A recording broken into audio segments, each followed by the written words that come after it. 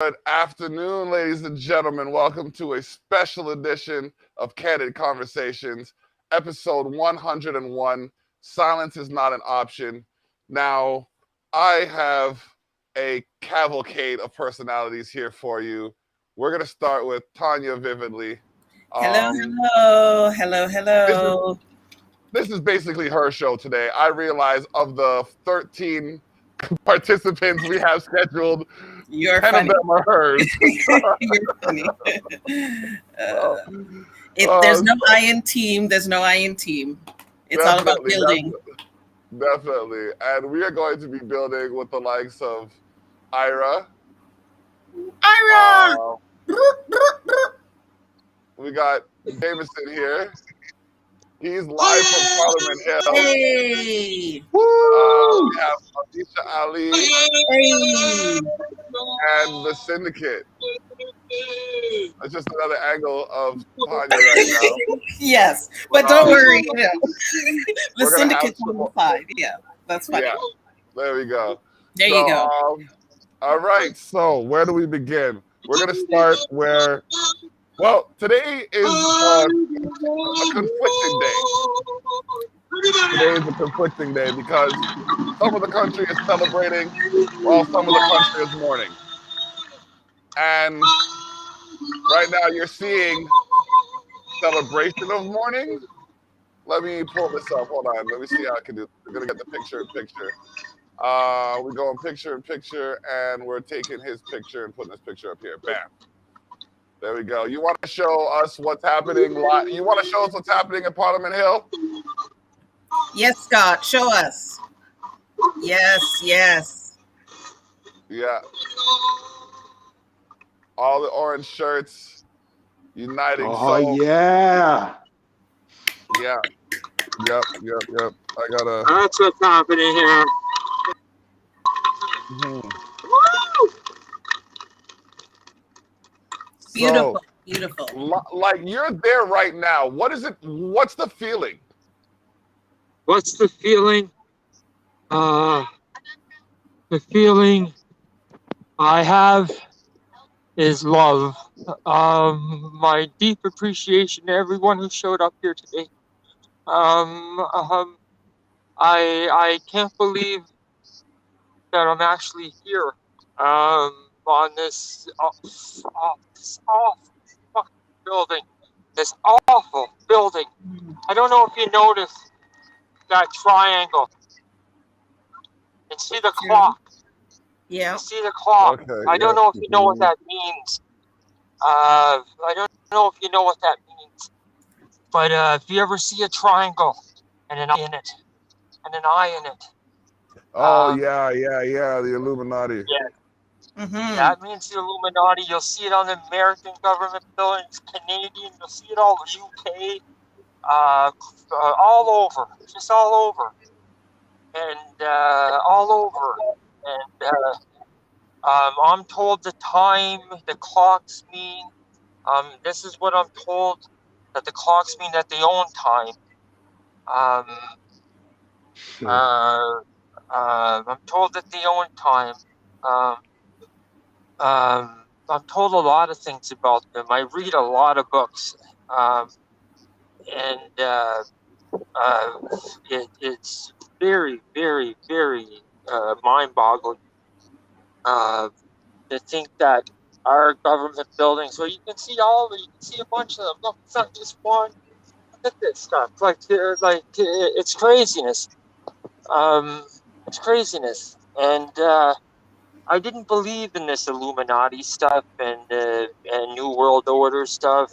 I didn't believe in reptilian people like that, and I still can't grasp it. Still can't grasp it. What I'm seeing now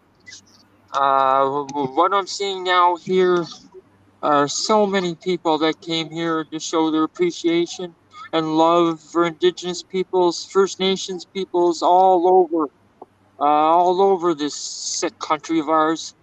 And So what do you think it's going to take to create? What do you think it's going to take to move towards a healing process, though? Like, there's a lot of we got to cut out the cancer, so to speak.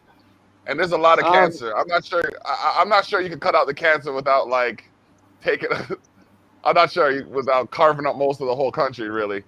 that's How it. do you? How do you? Like, where do you start making the change in the Where sense do you of the? start? I would say you would start with. I know for a fact that there's over 30,000 children buried in mass graves. I know that for a fact.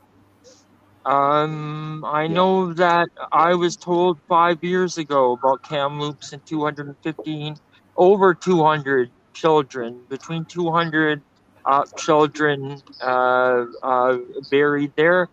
I was told, I was told there's some places that have over 1,500 verified from a source that was actually paid by the government to do an Indigenous awareness presentation. Um, and he told this to several people. I got the whole presentation. Well, I got an edited version, an 8-hour version that I brought to the public. I'm the only one that, he did it. Of course, I couldn't do anything like this. He takes his uniform and kind of destroys the government. I'm not going to share his name. Mhm. Um, uh, I probably shouldn't have even. I should just bring up the knowledge I know. I know there's at least 30,000 children buried in mass graves, and probably many more. Those children. Uh, I know those children were still marked as living, so residential schools and the Canadian government could make money off those dead children. I know I know at least 3 children who ran away, never got caught, but were marked still in the school, so the government could make money off them. So where do you start with that? I think you start with burning down the fucking buildings. Yes. The government. Yeah, I think you would start with burning this place to hell down. Shame Yes. Canada, shame Canada. Okay, but But Shame, I'm in telling shame, all you, shame. the first in thing we all do real, is we mobilize, we mobilize an army, and we get all that hole cutting equipment that all these like major manufacturers ship to Syria and China and all over the world to create these other catastrophes, and we own it, and we carve a fucking hole through the middle of this country and just get rid of all of the bullshit, all of the injustice, all of the reality. We'll all suffer. All of us will die. All of us will have to pay a price. But our children's children's children may have a chance to build anew. They might, generations from now. So that's the sacrifice. I mean, that's the only answer. The rest is harm reduction. Now, there's a lot of things we can do that are less extreme and less political and focus completely on allyship, intersectionality, and keeping intergenerational knowledge alive, unique to each of the individual struggles that unite at different points and stand side by side, but are not the same thing. But I'm saying, burn down the system, burn down the patriarchy, burn down white power, and redistribute economy and redistribute power. That's the Yes, only fucking thing we can do. Okay, that's all we can do. I hear you. And the anarchy that will ensue is going to be chaotic. Yeah. Yeah. How you can't have that kind of anarchy when kids are going to school. You can't It's have true. that when people are just trying to get by day to day. That's not a way to have some kind of stability. Completely well, agreed. And we thus the have settler and colonial and imperialistic nature of our fake ass country succeeds for generations and generations. Now that we're talking about it, we're not even at the start. We're just like, I don't, what's before you start understanding how to make a difference? That's where we are. So it's just a lot of Right. listening. It's a lot of fucking listening, and it's a lot of hearing what you're saying and You see this? understanding that the radicalism Watch has to be this. Watch balanced. this. You know? Oh Watch this. wow. See we're this, Oh, live right everyone? now. We're What's live your right now, name? officer. oh, Kid is We're bad live right number. now. Have anything on you there? Kid is badge No, number. nothing to worry about. No? Okay. Nothing to We're worry having a about. No, candid you see this, conversation. guys? You see all this, right? yeah. You see all this? No, I we have did. nothing for Yeah, we did. anyone to worry about. You see all this? Whoa! Wow! Wow, they're coming at me at all directions here. Make sure you have. Whoa! That's Why wild. are they Yeah, surrounding you watch like that.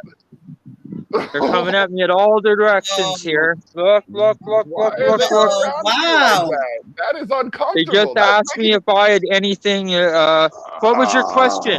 What was your question? What was your question? You won't answer it. What was your question? That's making me uncomfortable, bro. And I'm like, Wow! That's wow. What was your Holy question? shit.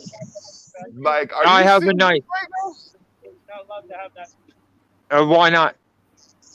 I'm indigenous. I'm allowed to have a knife.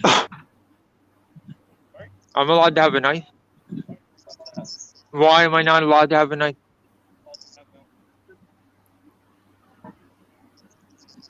Why? Tell me why I'm indigenous. Tell me why I'm not allowed to have a knife. Wow. You want it? You can have it. You want it? You want it? You want it? Oh my You goodness. want it? Everybody seeing this? Watch this. Everybody Don't- seeing this? Don't You want it? Don't Get their antagonize. badge Don't antagonize, numbers. don't Their antagonize. We're badge live. numbers. Don't worry. We're live all over the world. Right here. We're live. Mm-hmm. Yeah, You want it? just keep me. Tell them about your bookstore. I'm going to tell them about my bookstore. Let's tell them about your my- bookstore. All right. I'm the only indigenous-owned bookstore in Ottawa. Crazy what they did. I've now got 1, 2, 3, 4, 5 cops surrounding me.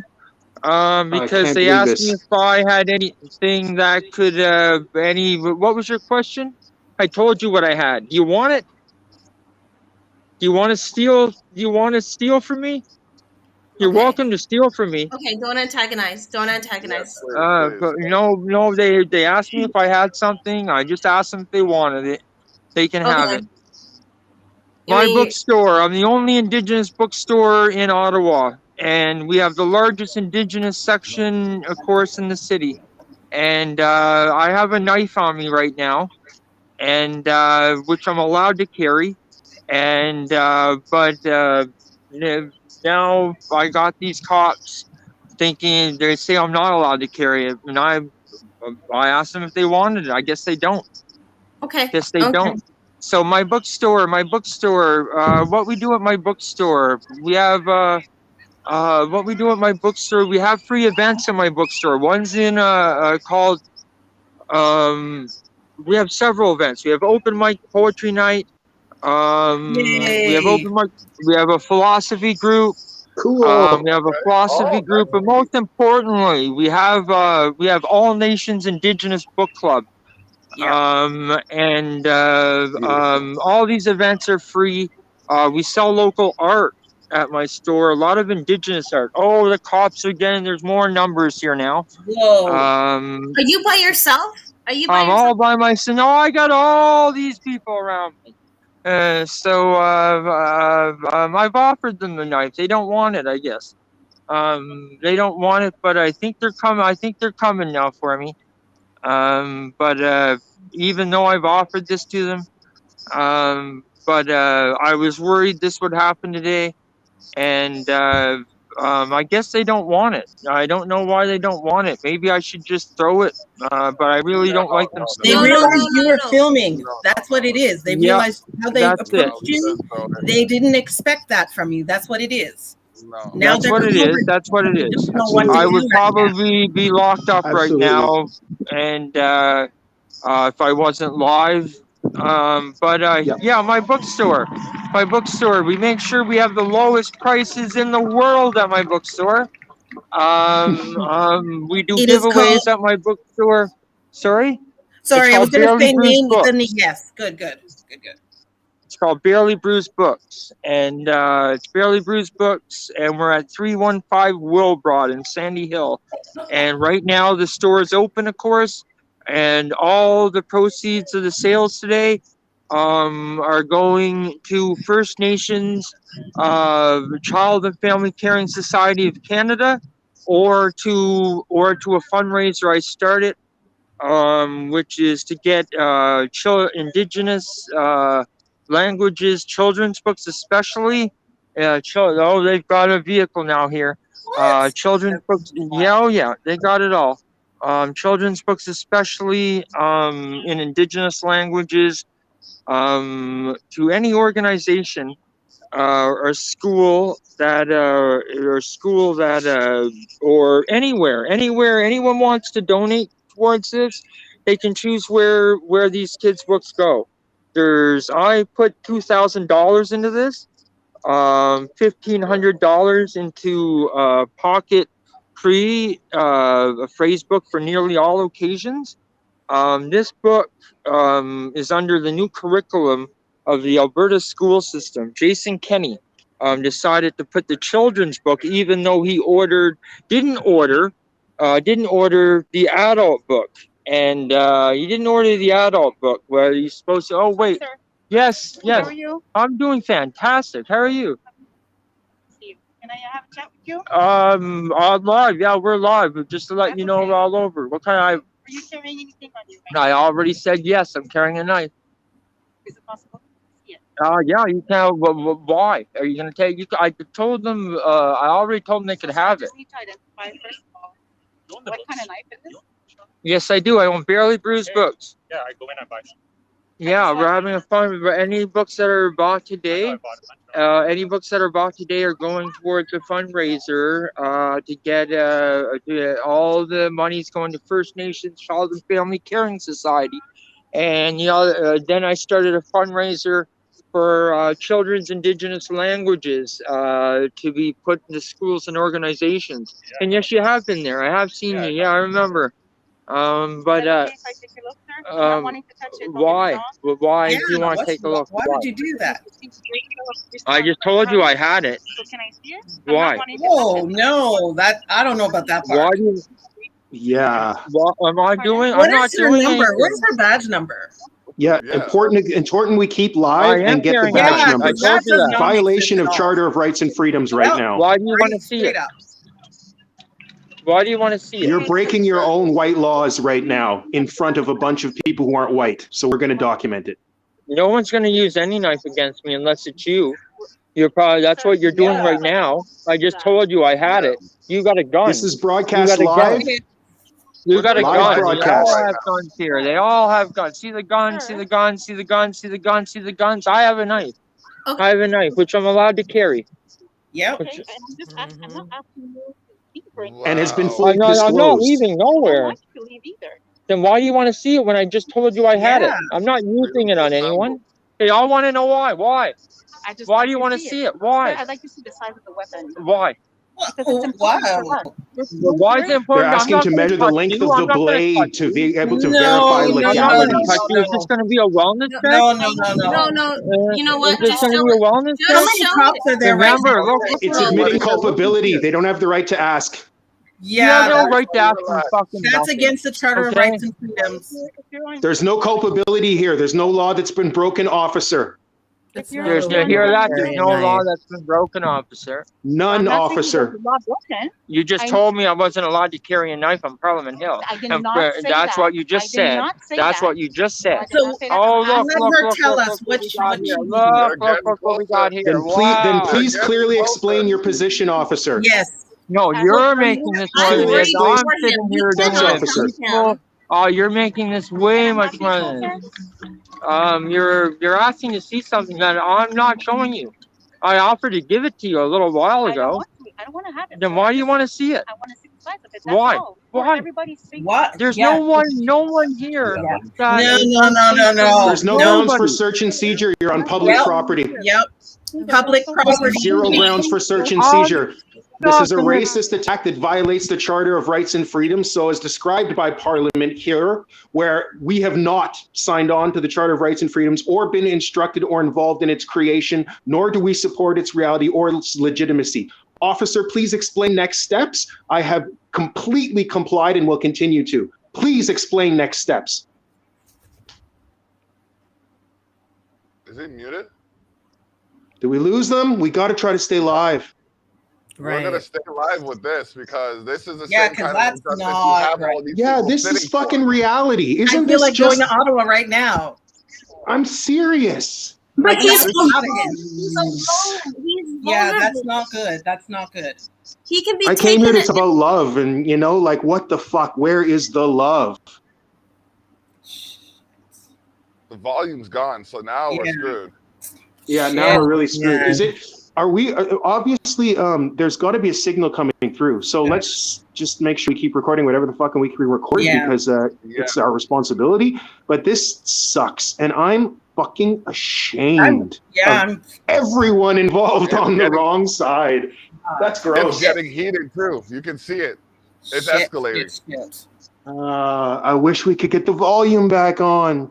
Yeah. There's several aspects of the Charter and Rights for Freedoms and the behavior is unconstitutional, but if we can't be witness, then we can't. If it is unconstitutional, if she were to just see that if the weapon was small or large, and say if she sees it's large enough to be a threat, what would happen to him? They're going to charge him. Search and seizure is based on a risk assessment. There was a disclosure weapon. The problem is that no laws have been broken. If we just could have kept repeating that to the officer over and over, no laws have been broken. What's the next step, officer? What are you asking me? That's all that is needed to be divulged. But the problem is that we're not instructed early on academically or thematically to know what the Charter of Freedoms and Rights is and how it applies to our communities because we were never involved in it. So now it becomes about politics, it becomes about a bunch of different things, self-protection, it becomes about all these things because you're frantic and it's a fight or flight situation that we should never, none of us should ever be positioned into because there's 10 options when it comes to uphold this fucking white criminality, persecution, prison complex bullshit. Okay, there's literally 10 options. Okay, hold on a second. Everybody, I need everybody to take a chill. I didn't think I'd have to play the role of moderator today, but I'm going to throw Tracy up here because she's got the acumen and the skill set to diffuse some of what's happening here. So let's understand this from a therapeutic perspective, a psychotherapy perspective, because. But what happened to the volume? How come we can't hear? Yeah, why can't we hear the disrespect volume? to you, Tracy. No disrespect to you. I agree. I love the shift. I want volume though because this could be bigger that's serious. That's really serious. I'm scared for him right now. Okay, so check your settings. Scott, check your settings. It's a gear underneath the screen, the viewing screen. Push it and then check your audio input. Check your audio input. You can clearly hear me, but we can't hear you. No, I can't hear you.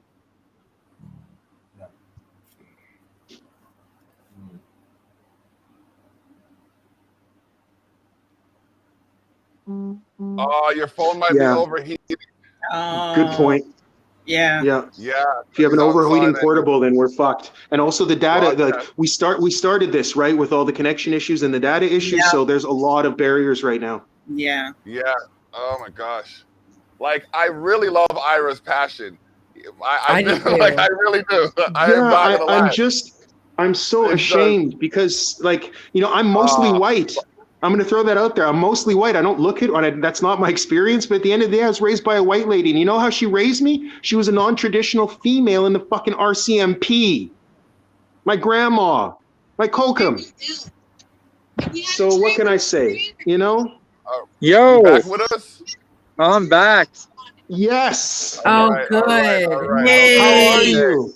Yes. Oh man. How are you? Sorry. I'm doing fantastic.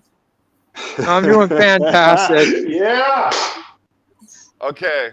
Now that we know you're good, let's go to Tracy for a minute because, what's I need your perspective on this.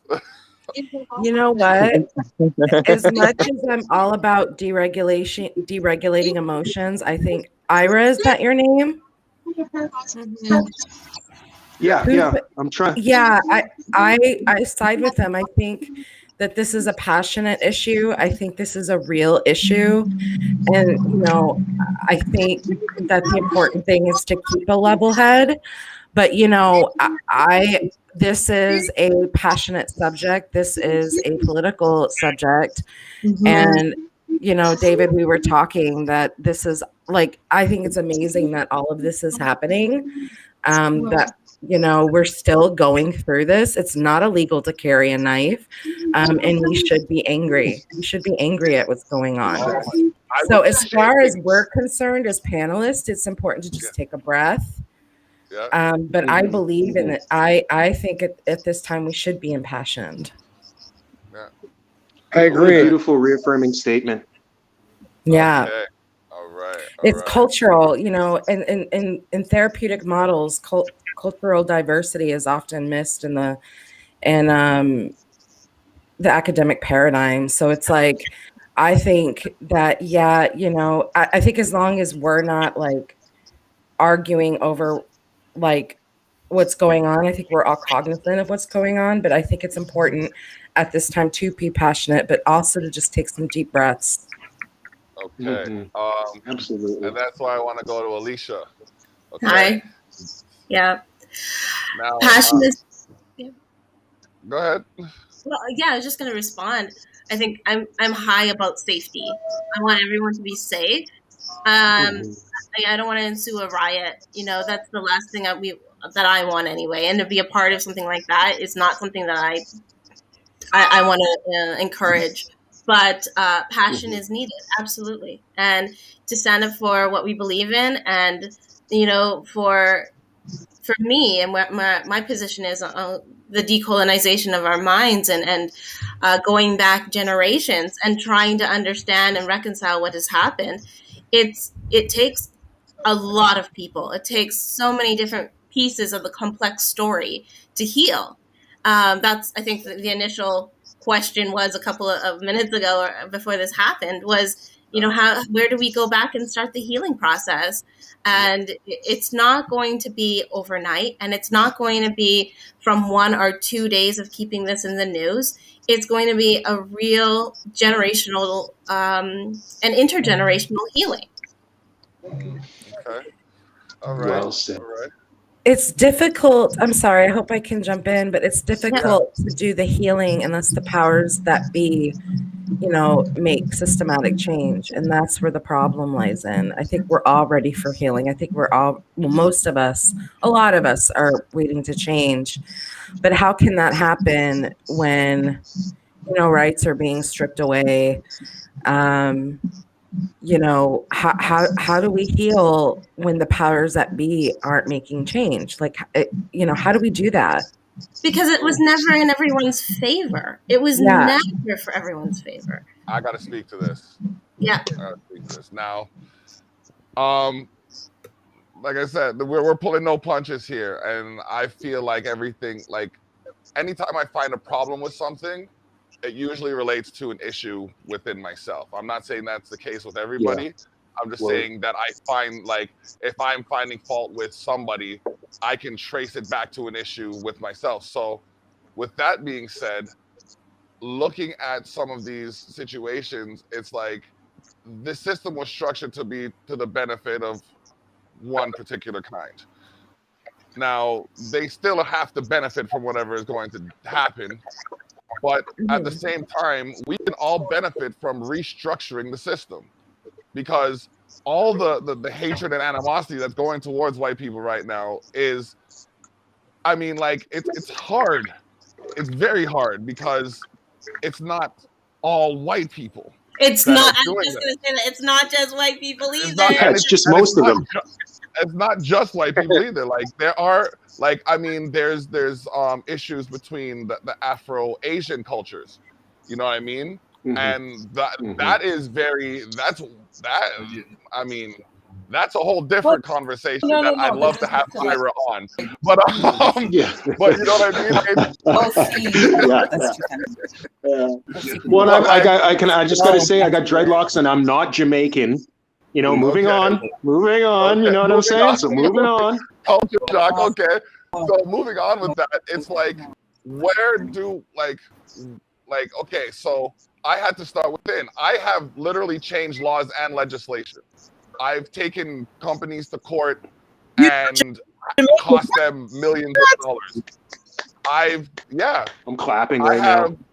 Thank you. And I mean, with my wife's help, I've accomplished a few things that, you know what I mean, people wouldn't think possible because of the fact that I'm a black man. And I'm saying that to say I myself have misconceptions about indigenous cultures that I wanted to correct with this conversation.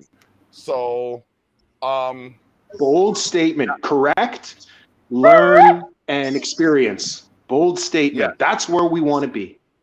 Yes, and I'm trying to set that example by looking within the culture as opposed to just judging. And I might ask questions that appear ignorant, and it's not for sake of embarrassment or what have you, but it's just to get a better understanding of it. It's like, but you're not the only one asking the question either. There's so many people that may see your point of view or open up their minds to the way you're thinking.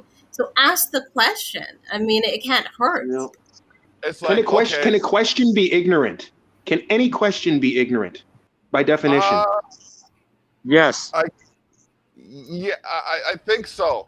I think some questions can be ignorant depending on the circumstances. It's like what Scott just went through. There were some ignorant questions that were just asked. You know what I mean? Over and over and over. So are they actually questions? I don't think so. I think they're more statements. No, they're not. They're a masquerade, and it's coded language. That's what was happening right now. Mm-hmm. That's why I react so passionately, because you cannot read into what's happening when you see one individual that is completely representational of like a completely colonialized institution, which is like policing, right? So there's a police is going to be a fucking cop. It doesn't matter. They're a different color than everyone else in the world. They're going to act like a cop. They have rules. They have bonds. They have brotherships and fraternity. It doesn't even reflect on gender. So my question is was that cop asking any questions? Did that cop ask a single question? Yes. No. He asked if I had a knife. And then did he ask any other question that you had to actually answer after that? It wasn't manipulation, not one. There was one question asked out of like 50. And that's where we have to change the fucking system now. And I understand I understand it's not possible to burn everything down, but I mean, we got to all have matches or all have matchbooks or all have own match factories or something. Right? Figuratively speaking, yeah, things need to get burned down. Literally speaking, it's going to cost us money when they do it. And we're going to end up killing each other too when we do it. That's it, right? We're going to fight against each other. We're going to we get played, and we're up against the colossus that we can't even define. To be honest, like I got a census guy come to my door the other day, and I'm like, listen, I can't fucking deal with this right now. And he was banging on my door, and it just felt like literally Justin Trudeau was outside going, "Hi, BIPOC person, can you come fill out this statistical probability analysis so that I can like deregulate more things and like thrust this liberal propaganda full of like code speak so I look like I'm a great white savior?" And I was so triggered by a census, but that's not anyone coming here. Yeah. But you know, it's triggers. I'm very peaceful. I think I lost him. They'll give it back. I offered it. Wait, I want to make this clear. Everybody, you're watching this, right? Yeah. This lovely man, and I offered them the knife the second they asked for it. Okay, I said, "Do you want the knife?" I did say that in front of. We're live right now, and I said, "Do you want it?" They never once said yes. They never once said yes, and now they've asked you to come and get it from me. And I've said right off the bat, and several people have heard it, and they didn't say yes. They just said they want to know the size of it. Okay. And I told them they could have it several times. I said, "Do you want it? Do you want it? Here, you want it?" I appreciate that. And now they've used you to come and ask it from me. And you're welcome to have it. Okay. You're welcome to have it forever. Well, it is. You're welcome to have it forever. Full compliance. Yep. Full disclosure, full compliance. So they just took my knife. Okay. Even though I offered it to them several times. It's okay. I feel like the issue is de-escalated. I feel like you know what? Let's do it. I mean, it's not worth endangering. It's not worth endangering yourself in any way whatsoever. The situation's corrupt, but it's documented, and I do think there's a time, as passionate as I'm screaming, where de-escalation is the only responsible and like socially responsible choice. Yep. There's a lot of people here. There's children. There's a lot of people around. We have to lead by example as much as we lead with passion. Yeah, that's excellent. Yeah. And you did the right thing. You did the right thing. And if we were to I offered it to them right away. I offered it to them the second they asked me if I had a knife. And they wouldn't take it. And we have that recorded from that. We have that all recorded. But yet they use an indigenous man to come and ask it for me. It's my fault.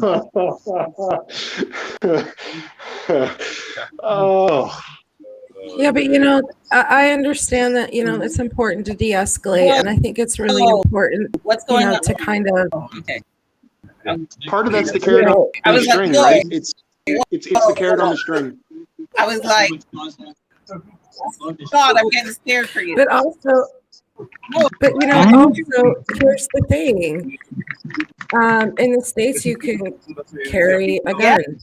Yeah. It's not illegal to carry a knife. Like what he just did was conform. What he did was give. But it is. I understand it in the light of de-escalation. Have to get a bed. Yeah, let's none of us be delusional about reality ever. Any other behavior in that situation means we would have lost a brother, an ally, and there would have been a very serious consequence. So as much as the words mean to us, police behind it. Yeah, this happened the way it had to happen in the right way. So I'm proud to be part of the way this went down. Absolutely. It's bullshit. Yes, exactly. But anything else would be like irreversible. Exactly. Yes. I wish they would have taken it when I first asked, when I first offered it to them. Yeah. I don't know why they use some men to do that. It's ridiculous. Now that's ignorance. That's ignorance. And that's why I asked the question. Like, we're asking questions, and I take offense. Yeah, that's madness. It is. Y'all gonna have to forgive me. I have something in here flying around and shit, and like, I guess I was a cat in a previous life or some shit. My instinct just tuned into it. Really? Whoa. What happened? No. All right, hold on. We got Cottreezy here. Let's talk to him for a bit. Yeah. Salute to everybody on the panel. Blessings to everybody. Salute everybody. Happy Indigenous Day. Blessings Happy back, Indigenous Day. Back. Yeah, I've been watching the panel from the beginning, so I'm a person who just likes to speak when it's time to be spoken to. So it's like I'm just listening to everything and enjoying it. Also enjoying the conversation. All right. So yeah, what have you gathered so far from the panel? I mean, even just from the past incident, again, for everybody who doesn't know on the panel, I'm originally from Buffalo, New York. All right, so I lived in America, and I'm staying over here in Southwest Ontario. And what I picked up, even just for that little interaction, seriously, it's tough because I think that you should be able to protect yourself. Yeah, obviously. And he did kind of conform because there was nothing illegal that he was doing. That was a sizable weapon that they sell at the corner store. I don't know why you can't even have it on you. Right. But at the same time, that's what we deal with. Even certain people who are at a demonstration will be looked at differently because you're just standing up and peacefully protecting yourself. And then you have somebody come over here and what size knife, all that stuff. Meanwhile, you have people where I'm from run up on the Capitol, guns ablazing, kill people, literally killed officers, and they still won't get arrested. Like I think the first charge that came out with them, they got like a little bit of a 2-year situation of probation. But we have to also know this system, this whole fight, we need everyone, all hands on deck. And we need to also, be smart though. I understand conforming because I was always told to make it home. You got to make it home. You have to make it home. You have to go home. Like, I know you want to stand up. You got to make it home. You got to get rights, but you got to make it home, man. I feel and that's just sometimes that I'm not with you in Ottawa. I feel bad.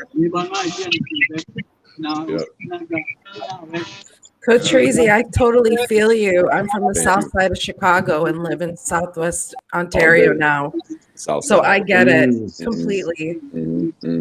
You know the difference between the scenarios and the intensity that we deal with as far, especially South Side Chicago. I'm from east side of Buffalo. We're probably just a smaller Chicago in that sense, diverse things happening, but it's also a very different type of area, and you do need to protect yourself. And I remember when I was in Buffalo, I did by law protect myself legally. I had my registered license to carry and conceal.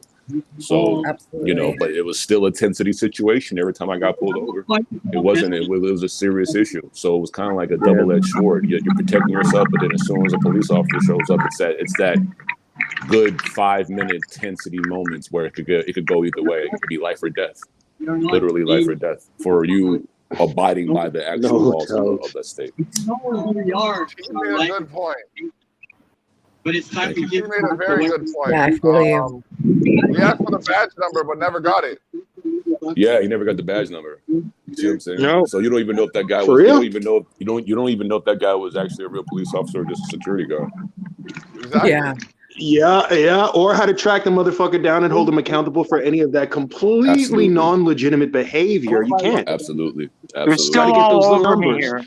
But see, again, how the fuck are you supposed to reach those tiny little shiny ass badge numbers on this thing reflecting in the light in the middle of you, completely dispossessed of all your rights, your sanity, your soul, in the middle of a protest when you're not doing anything except standing up for a bunch of people who have been murdered and assimilated, and we're all victims of genocide healing. Motherfuckers are like, how big is your knife? Absolutely. You're like, what? Obviously, it's not that big You know if what I'm you can't saying? fucking see it.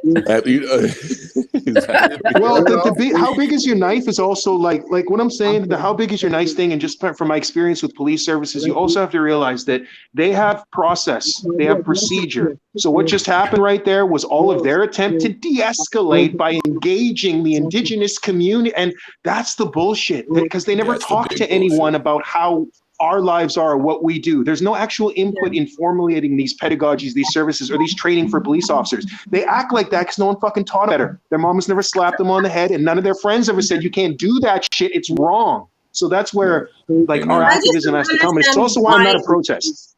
If I was a protest, I'd be dead. So why do you think they singled them out? He's sitting there by himself, non-threatening, doing a podcast. Why do you think they singled him out? Because there's serenity and peace, right? Just coming down from what was it? It was ice. What was it? Whatever the element is, there was a spiritual journey. That shit radiates inconspicuously. Police officers who see somebody being very, very conspicuous about their happiness and their peace and their protests are going to come up to you and go, yo, what's on you? And if you don't respond the right way, you've engaged protest because they have reasonable doubt or they have reason to continue the engagement. I don't know if I can really get that. I mean, I don't get that at all.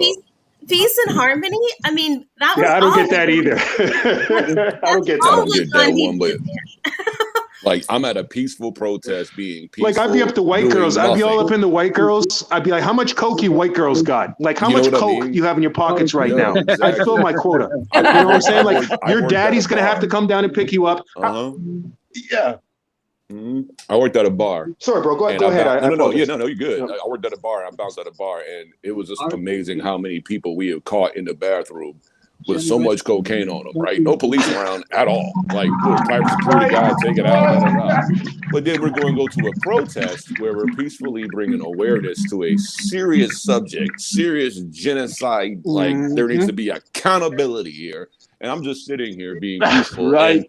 I have my. He could have had his work knife on him. I'm sorry. If I did drywall, I always got a nice little knife on me. I don't know. I could be going to work after this. Yeah. Who you talking to, cop?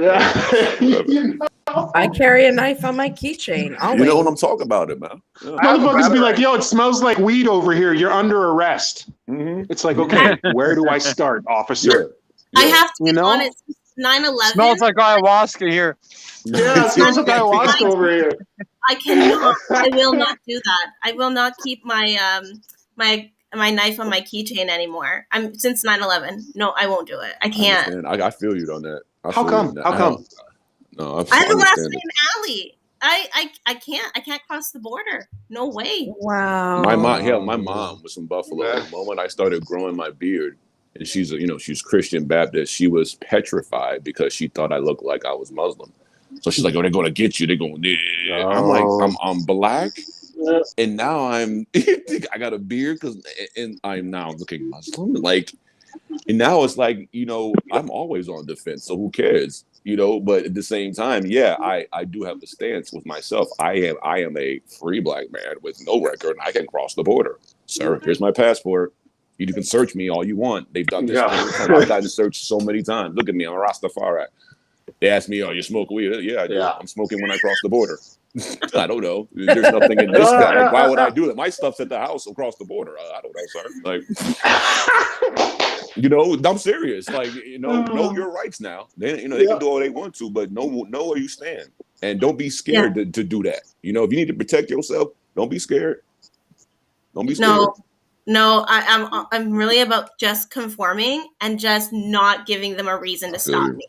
I feel you on that. I totally understand. How can you have two valid points of view that are absolutely crucial for everyone to understand and be able to choose between? Because both of those I believe in completely, and they contradict each other fundamentally. They do. They really do, though. Because I'll say it like this: it's almost like you have to choose, and that's the bad part about it. I had been ripped out of a club by police officers talking about I meet the description and all this other shit, and I was like, yeah, this is why I don't have my weed on me and things like that, and I have my record, and all these things have been brought out. But it was that choice where I knew I was wrongfully being accused. I just said, it's almost, I hate to say it, it's almost like the R word. I hate to say it's almost like rape, because you're just dealing with it for 5-10 minutes. You just want it over with. Like, I didn't do nothing, and you're making me, this is trauma. I'm never going to forget this. Okay, my hands are on it. Like, what? You might shoot me. I have nothing. And then all of a sudden, what they say to me is, "Oh, well, thank you for being cool about it." Like, I had a choice. So I get the conforming, because you're like, yo, I just want to get this over with and go home. Or I can fight this, and maybe I either die or like I, get involved and stand up for my right. You don't know, but back in your head, you're like, man, I got my whoever, my girl, my wife, my kids. I got my people at home. I got my family. I just got to go home, man. I was just and that's what happens. Certain things. I find there's certain things that like I will fight, and certain things I'll just, I mean, I won't deal with the headache. Like, I remember one time I was coming home up a street in the privileged part of town. Yes. Right. And the black part of town. Okay, continue. Sorry, you know what I'm saying? But go ahead. I see you brought your sense of humor today. But we're there, right? And we're driving. Now, there's 3 cars in front of me. 2 of them are luxury vehicles. I'm driving a 1996 Jimmy, and this is like 2016, 17. Yeah. Okay? So these 2 luxury vehicles, zing, through they get to the stop sign, gone. Get to the stop sign, gone. I get to the stop sign, I'm going. Somehow I managed to be the one to get the ticket. So I said to my dude, I said, let me get this straight. You special though, bro. That's what's up. You special, man. I said, let me get this straight. The Malibu left, the Beamer left, and you're stopping the GMC. Okay. All right, cool. It was 13 minutes from where I got pulled over to the courthouse. I drove from where I got pulled over right to the courthouse, filed the paperwork. They said, you just got this today. I said, yeah, and I'll stand up and fight it tomorrow. And then I went, and then I had to get from there back to my house to pick up my daughter. Like, they don't care out here. I lived out here for like 9 years, and I've had I think it's like 40 interactions with the police. Where are you? In Montreal? Whoa. I'm in Welland. Wow. Welland. Okay. Wow. Yeah. Welland, Ontario. So not too far from Niagara Falls. That's crazy. 40 in a year, yo. That's crazy. 40 in the course of, no, I had on average, it was 8 per year, I think it was. And I've had situations where I needed to call them in my defense, which was, I don't know what the hell I was thinking. And they come to defend the other person that I'm calling them on. Yeah, exactly. It's like, hold on a second. I dialed, but it was me. I dialed. Even if you went to teacher first, they're like, I don't care. Right. I don't care. You in trouble. That's what I'm saying. Teacher does so. That's not how it works, man. If you go, like, you're trying to basically do the right thing, and they're like, it doesn't matter that you did the right thing because you're a you. You're a you. You're a you. Yeah, seriously. You know what I'm saying, though? And all I like, and that's what's important. Like, your story is, it's not all story, but it's fucking part of a fabric.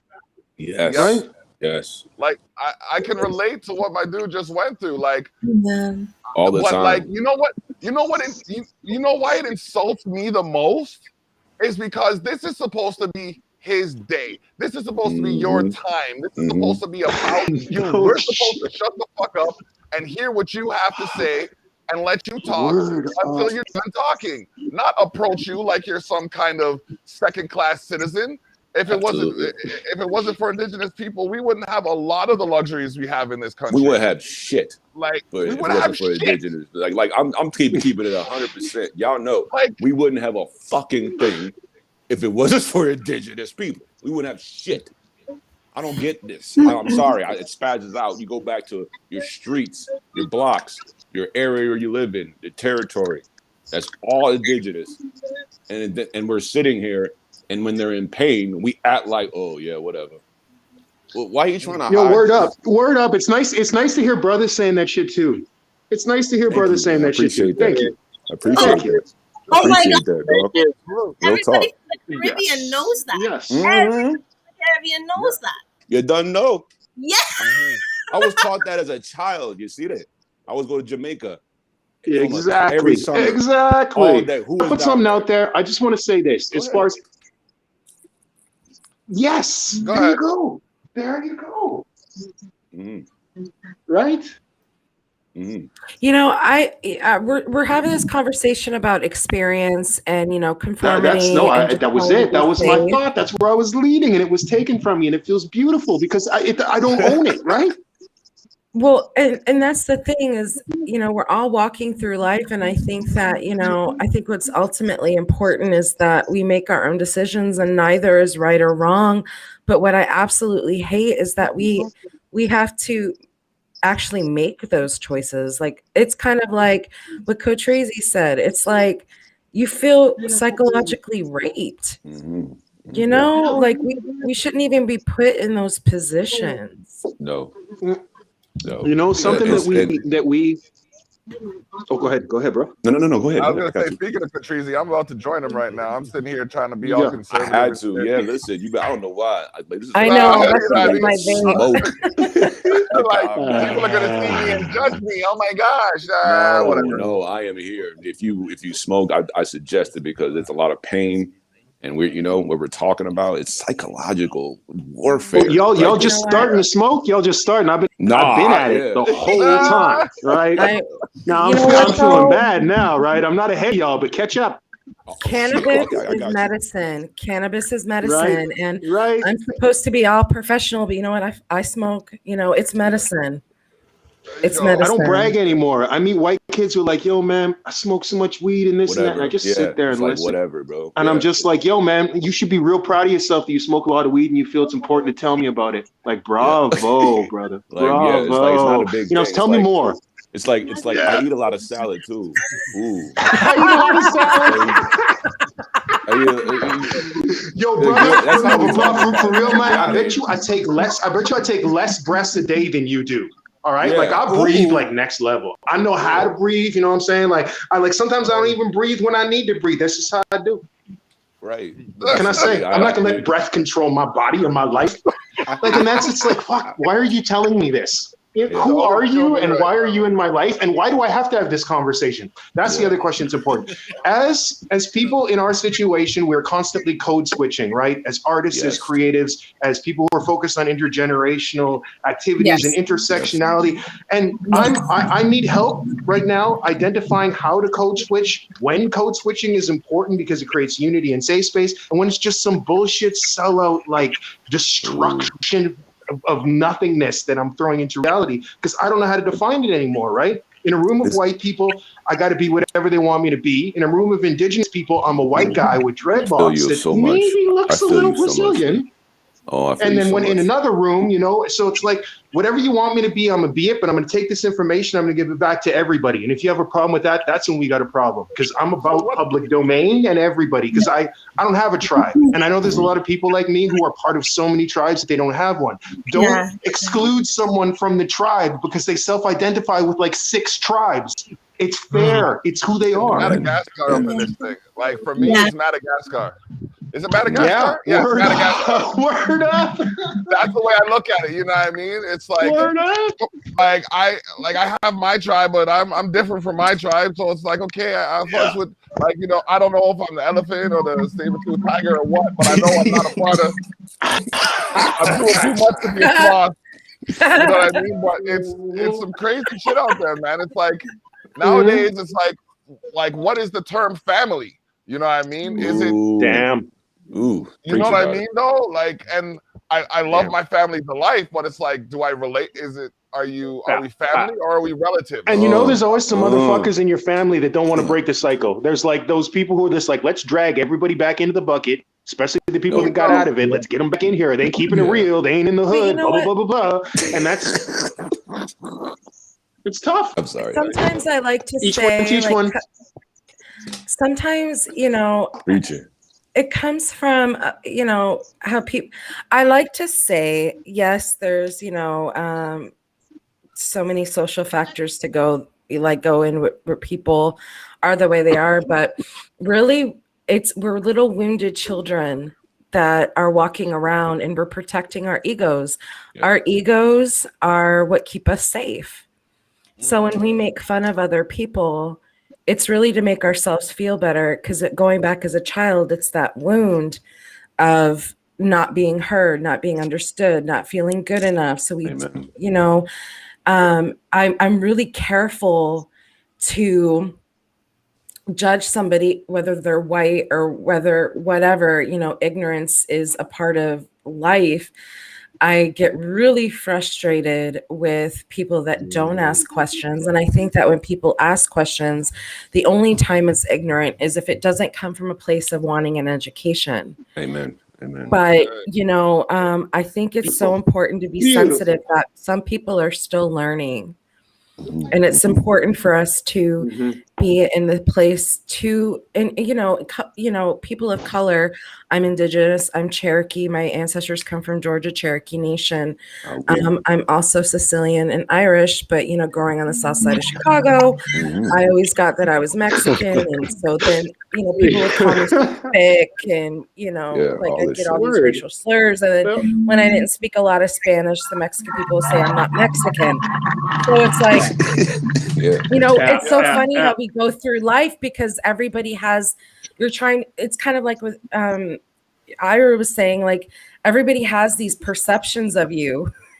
Everybody has these preconceived notions about what you are, who you are, and judging you just by what you look like, and you don't even know who they are. So it's about filtering these judgments and to come from a place, as people of color, we have to also be, yes, we can be outraged and impassioned, but we also have the patience. It's incredibly important to sit, like, just to be sensitive to other people's experiences and not understanding. I agree with that. I had an opinion about just adding.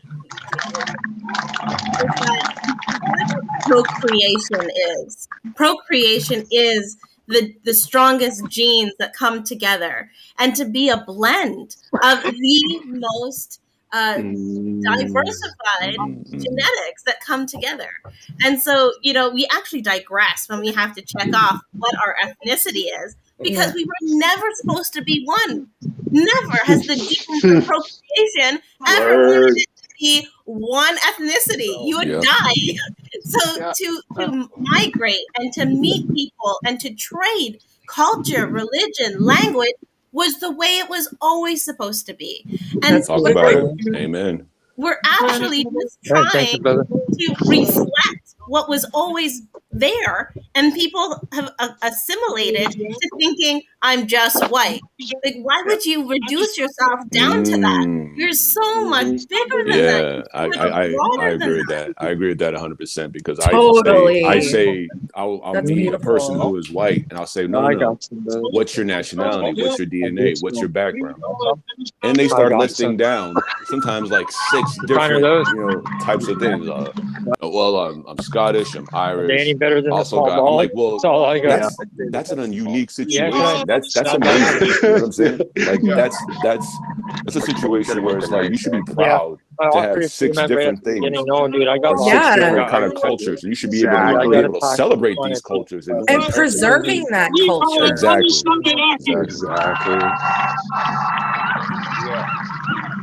Preservation. Assimilation is the degradation of culture. Yeah. Yep. Exactly. I kind of love hearing this in the background too. Yeah. It's like, what up? Culture Shock issue 10 is available online. You can download the PDF. I think it went up to $3 today, $3.50 today. But actually, no, it's still $2. It's still $2, so you can get that. You can also read it for free online. What else, man? We're having a great conversation. We've cut through that we really are. I love it. Yeah. And I want to hear from the syndicate. What's going on over there? Drop it. You guys still with us? Still with you. Can you hear us? I think I'm going to mute my mic to help minimize background noise till it's, Sorry, guys. Sorry. Cancel celebrating today. You're important. You're very important. Thank you for those that made that move. How you doing? It shows that you are in Good. I can turn off the microphone and show you what's going on here. Okay. There we go. Is that better? Yeah. There we go. All right. How are you doing today? We're doing good. How's life treating you? Yeah, everything is fine. Yeah, I know. I haven't seen you in a little while, couple weeks or something. Yeah, right? It's been a minute. Yeah. So I guess I came in a moment where I was preparing the whole setup for this conversation for this panel. It caught me by surprise what actually Jameson was going through. Right? That's his name, Jameson? Jameson. Yeah. Okay. His name's Scott. Yeah, so he did a very smart thing though in keeping everything, like a really cool. And the way he was being approached, it was a very unnecessary in regards to a part of the police department, right?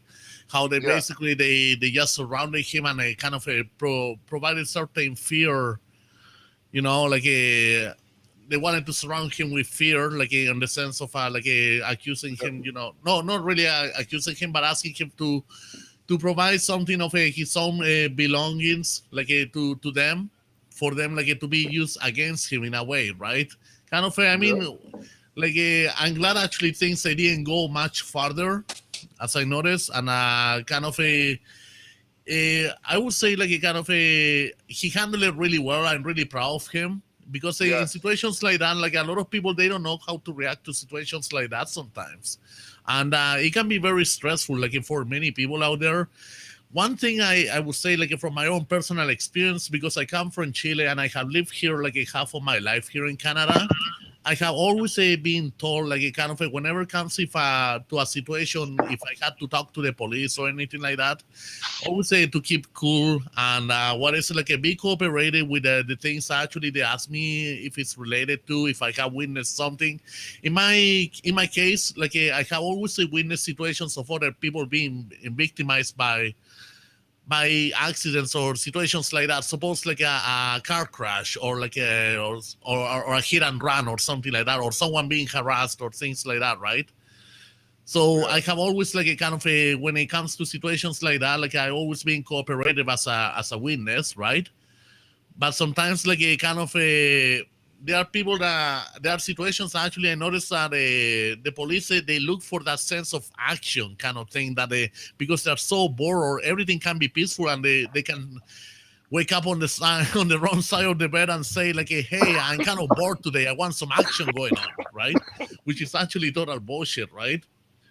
I used to work as a security guard, and I basically like I can tell you as a similar situation like that, like that years ago. One time I remember I used to work at the Madison pub, like in University of Toronto, kind of nearby, on a Blue and Spadina. I'm not sure if you are familiar with that place. Spadina? Yeah, it's Spadina and Bloor, basically. Like the Madison I know Spadina. Yeah, I know like that area. Yeah, so I remember. The reason I got hired at the time, exactly like about 15 years ago, it was because I'm not a big guy myself or anything like that, but they wanted someone nice, kind of like had like a charming personality to more like work the psychology of people more than just grabbing them and freaking throwing them out of the venue or something, right? So what happens is I remember being hired like by the head of security at the time, like to work for a few months during one season, and I remember seeing some co-workers sometimes who have like a very peaceful evening, and there was always that security guard kind of saying, oh my god, I'm bored, I want to kick somebody out, or I want to kick the crap out of someone, like, you know, like a kind of a arrest or grapple someone. So sometimes it makes me think like these are the same guys that sometimes they wanted to be cops in the future, right? Okay. Yeah, so sometimes they kind of, when you see the reaction some of these guys, I go, wow, these guys, they ever turn cops or anything like that? Because seriously, like it's how they have that mentality at the time, just being a simple security guard.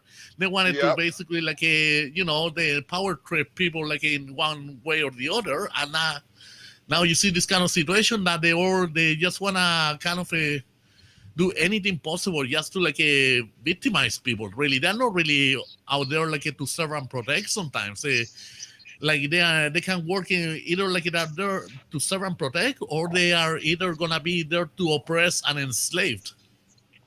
But to serve and protect, Rodrigo, is to serve and protect for a particular purpose. The police are not about culture or humanity, they're about property.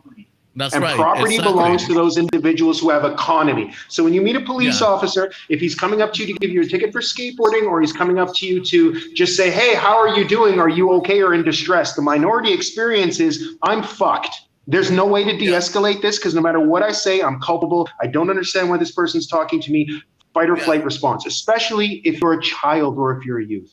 And so I agree with you 100%, but we have to remember that like the police are not our friends, and the police are not looking out for our best intentions. So what we need to do is educate ourselves about our rights and the limits that we need to understand that we can move towards, because although that situation was de-escalated, again, I'm sorry I'm not trying to give props to myself, because like, fuck me, but the situation was escalated because someone it wasn't about conforming, it was about harm reduction. It wasn't about doing what needs to be done because I'm trying to save myself. It was about not being stupid and behaving in a way that's going to allow me to continue not being stupid in any other situations that I have next. And the problem with that is that if we're focused on harm reduction, not focused on growth, we're not focused on policy, we're not focused on change, and we're not focused on protest. We're focused on just making sure that the world can be a little bit less shitty for anyone who's not white enough. Here's where, you know, we have a big problem, why this discussion is important, and why fuck the police. Even though I agree with you, Rodrigo, and you're totally right, but fuck the police. Exactly. I mean, there's always a middle ground for everything. There's always solutions for everything. Of course, we all hope for the best, and it just is sad to see this kind of a situation, especially at this era. I mean, kind of we are already entering 2022, right? These 2 years has been the most like ridiculous years that we have ever lived, especially in Canada. Like kind of like, I mean, the whole COVID matter thing, and now this entire thing that basically like the skeletons are coming out of the closet. I mean, of each people who actually they directed the country once. You know, like they kind of want to provide a better future, but through what in the end? Like through sacrificing others? Good Like question. I don't support genocide or anything like that because it's not the right thing to do either. Like it kind of, I mean, I know there have been major powers out there historically that they, you know, they just want to disintegrate an entire race and stuff like that, which is not like the right thing to do. Like, I mean, I understand, yeah, sure, that was years ago, but you know what, until this day, of course, it leaves like a very deep mark, and only few nations, especially in Asia, when the whole thing happened between Japan and Korea, for example, right, and China, like in World War II, because when the Koreans, they led a path, like for allow them, like allow the Japanese to pass, like to access like through Korea to enter China, right, in World War II, because they had the beef between China and Japan. The thing is, like the Japanese is still like a kind of they betrayed the Koreans, and they violated their human rights and everything, and they still like a kind of killed so many of them. There was a massive genocide at that point, right? And I think like a kind of but they came to this point of time that basically they made the passes. I mean, they basically they came to a reasonable agreement, peaceful agreement, and all of that. You know, Japan apologized to Korea and all of that for everything what happened and to other countries that they were affected. But they live now like a more in a certain harmonious way, right? But they didn't have anything to hide. They realized actually what they did was wrong. Yeah. Right? And now the thing is about Canada, though. Like I don't know how they're gonna do it. This is the whole thing because they harmonious may be a stretch, although I do agree. Yeah.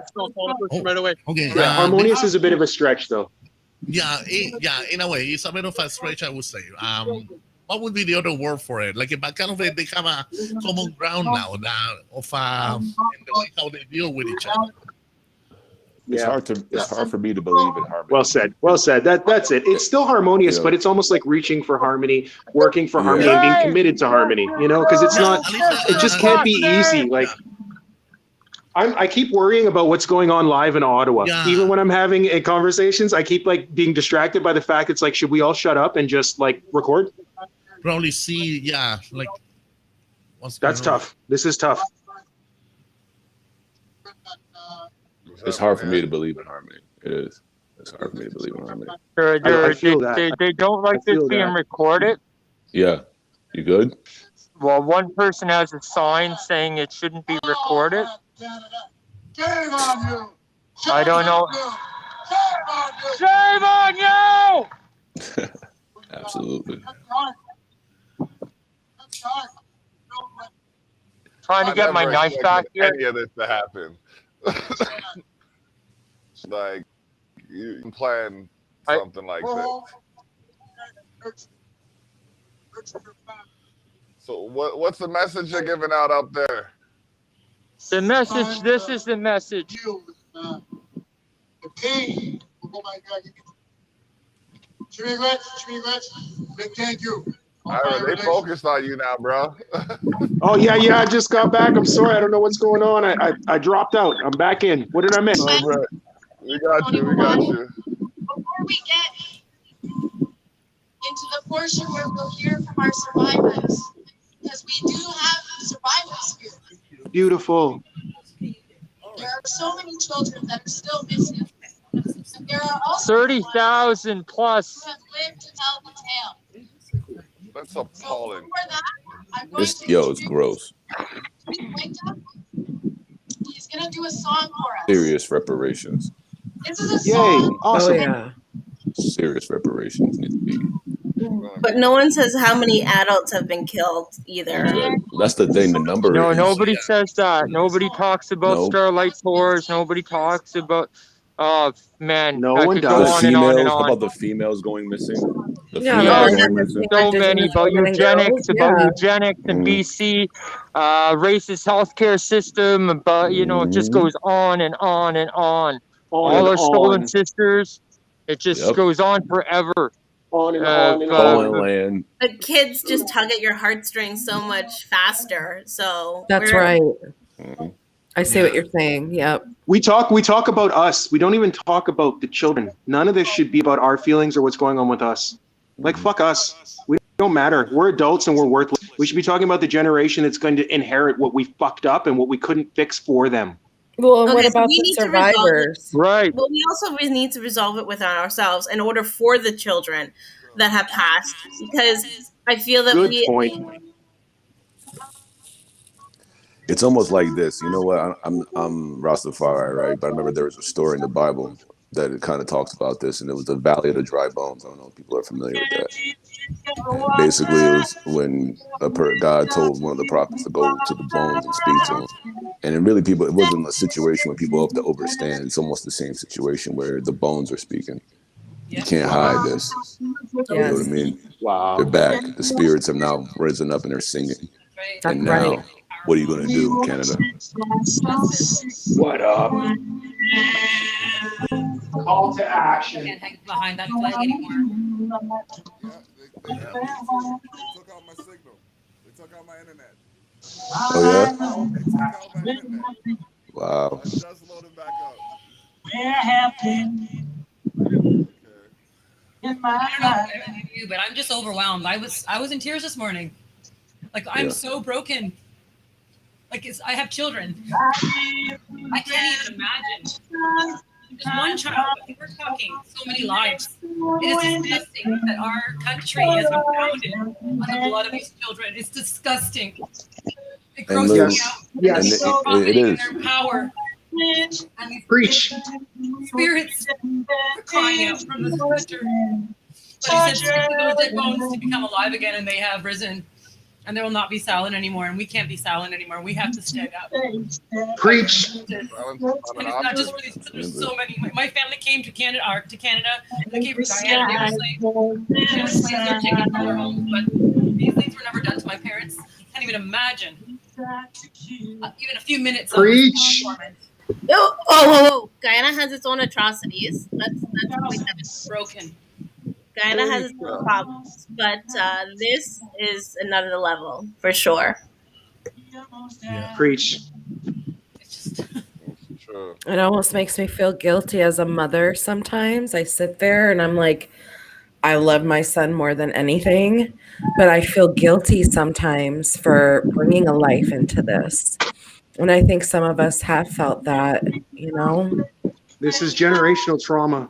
You're born into the suffering, and you bring beauty into life, and it can't be the beauty that it deserves to be from the beginning because of the systematic indoctrination, institutionalization of colonial hierarchies, patriarchal fundamentalist values that just ebb and flow down the reality of everyone who is not at the top.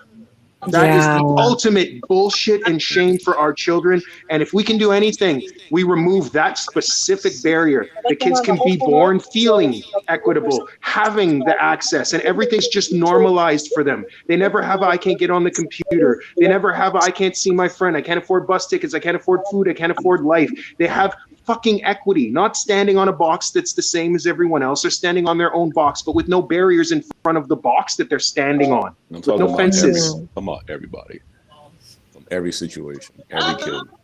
Damn. I mean, and you said it so correctly. I couldn't even say it even better because of the situation. When I look at it, when I see these things happening, you know, the pain's there, right? And I'm like, man, where do we go? And then all of a sudden, I start feeling the older, our older revolutionary people that came before us, and what they went through, what they heard, what they went through, what they saw. You know what I mean? Up front, yeah, kids being murdered, slavery, all these things. And then now we're here and we're on the front line with it, and now it's our turn. It's our turn to do what we need to do. We'll give you your knife back. We'll just walk over there. We'll meet that person. Oh, fuck, again? Okay, here we go. Give me this fucking Again? Can't you go bother some white people, officer? Holy shit. Go away. Your man is right there. Fuck off. This didn't even, we de-escalated this already. We dealt with this. Why repeat this? This is now racist. They're taking me a white tent. Are you kidding me? Everybody needs to record this right now. I got my shit on right At this point in time, our onus and our responsibility is to keep recording, but unfortunately we can know, White tent. The badge numbers and actually mention we need badge numbers. We really need to get these badge numbers. Crucial badge numbers, identification. Start repeating it, brother. Badge numbers, identification, badge numbers. Badge numbers and identification. right now. It's so important right now. I will comply, officer, but provide me with your badge number and identification, please. Over and over. He's got his name right there somewhere. And Okay. they got their names right there. Look at that. Yeah, we need to see it, officers. Well, you got to know what it is 100%. Yeah, you have to get some time on that. You can't just flick it. I know it's hard right now because you don't have a choice and you're pushed into a corner with a bunch of people attacking you, but you got to read what that name says and get those numbers. I'm on video right now. And they have to give it to you if you keep repeating yourself. They're taking me to a white tent. My name is Marin. Okay, no more information, brother. Repeat yourself, get the badge numbers, and comply. Repeat yourself for badge numbers. Your constitutional rights have now been violated as an Indigenous Canadian. They have a knife of mine. They have a knife of mine that they give, then they use. They've seen people, yeah. Full disclosure. Full disclosure. We have it recorded. Full disclosure. Before too, like as if I'm going to be violent. Do you know the history of these guys here? Of course I do. I know. Right. I know all. Started with the Northwest Mounted Police. Okay. Yeah. Yes, I do. I know. Need to know really about this thing. Yeah, I got a wonderful, wonderful lady here. Me too. My name is Marin. I have a website at abroadcom.net. I'm a permanent resident to Canada since 21 years. And it's just frightening to see the transformation into police state, which is really unfair of all the public servants trying to police the hill, because there's very little information and poor training as far as I know. And that's really unfair towards those service members as well. They have the right also and should be prepared to face the safe manner face at all. So that's my concern here. You see what they did to get this night. Like I offered it. How many times I've offered it, and then they used it like 10 times. Despicable. It's despicable. Absolutely despicable. There's like thousands. Yeah, of people it is. That is despicable. God, I'm so sorry that I'm not there with you. I'm so sorry. Yes. I don't know how to describe this. I don't know how. And that's process. That's police fucking procedure. Racist. It is racist. You know, for being policed. I've had these guys. Complete racist activity. I've gone here. I've come here several times since the Kamloops discovery, which I knew 5 years ago. I know where there's. I told CBC. I told CBC 2.5 weeks ago where there was 30,000 kids buried. They did not give one sweet fuck. That's the only way to describe it. Fuck CBC. At all.